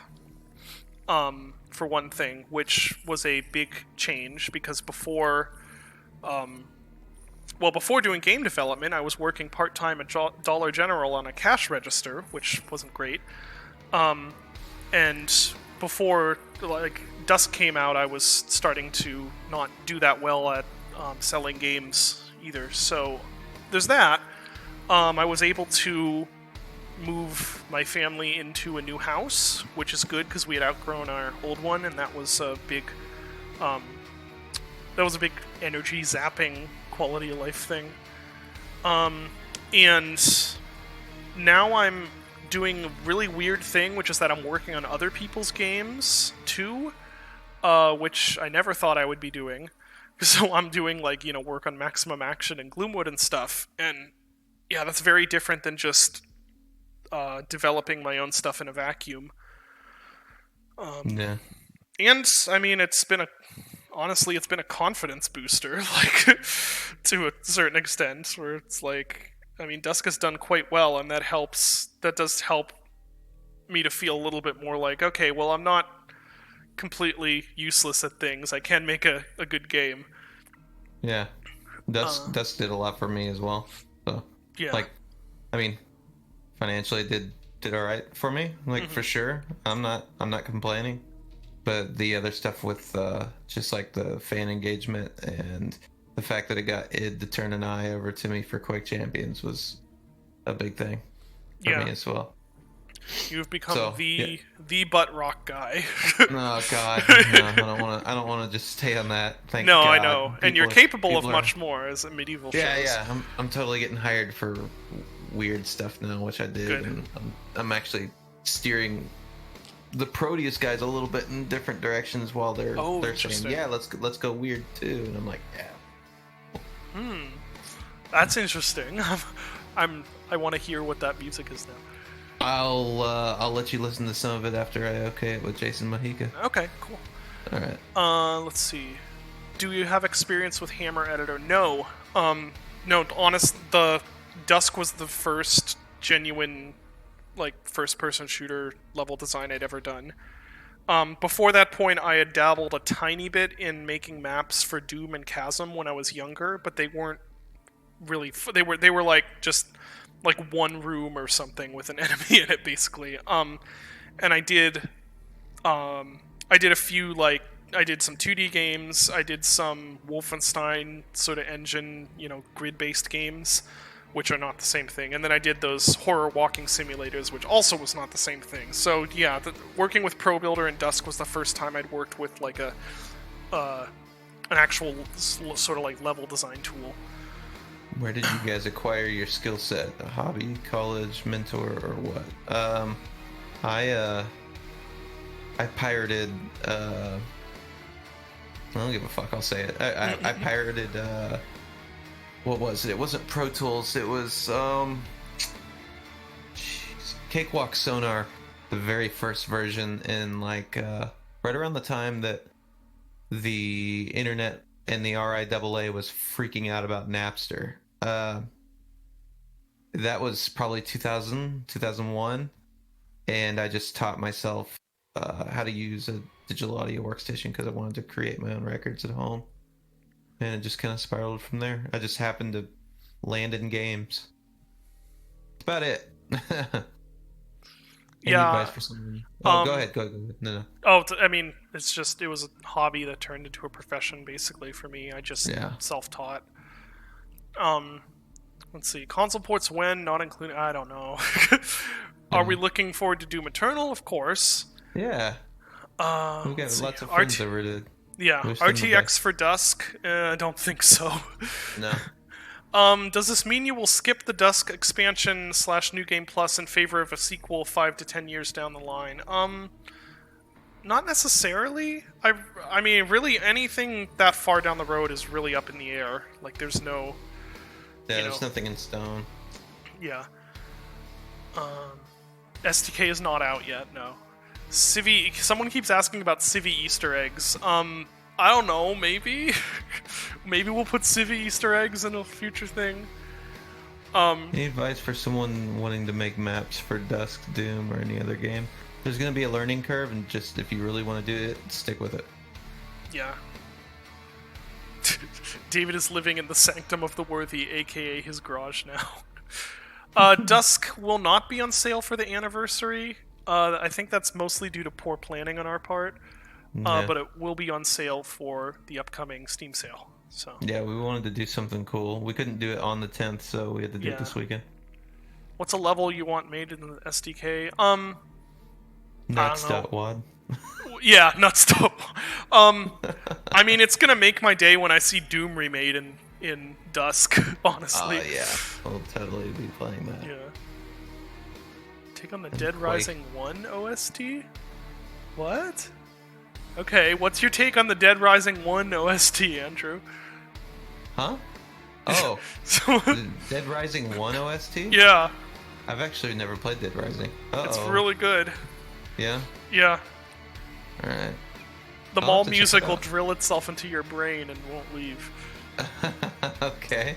Someone has to do it. Remaster Chasm, please. Well, we don't have the rights, and the guy who does have the rights won't give them up, as far as I know. So here we go. Where is the save data stored? It's in the balls. Yeah. Even Reddit knows that one. I get motion sickness from going fast in Dusk, but not Dusk World. Do you know if there's a reason why? No, I don't. Have you messed with all the camera bob settings, maybe? Let's see. Why is the GOG Connect thing temporary? I don't know. That's a thing GOG does. They didn't even ask us when they did it. They just did it. So we have no control over that. Yeah. Where did you draw? Sorry, go ahead, Andrew. No, I was just about to say I'm about to pass out. Okay. I'm so tired. Yeah, I'm going to also. Yeah. Inspiration for the atmosphere was in the early levels almost entirely from like Stalker, basically Stalker, but transplanted into Northwest PA was essentially where that. And then later on, it became more of a mix of things. But yeah. Let's see. SDK allow new maps for Dusk World. Not initially, I don't think, but hopefully in the future. And let's see. One more. New Game Plus. Probably, maybe, I don't know. We'll see. Stalker, the game, movie, or both? Well, the movie is one of my favorite movies, and the game is one of my favorite games, so... but specifically the game.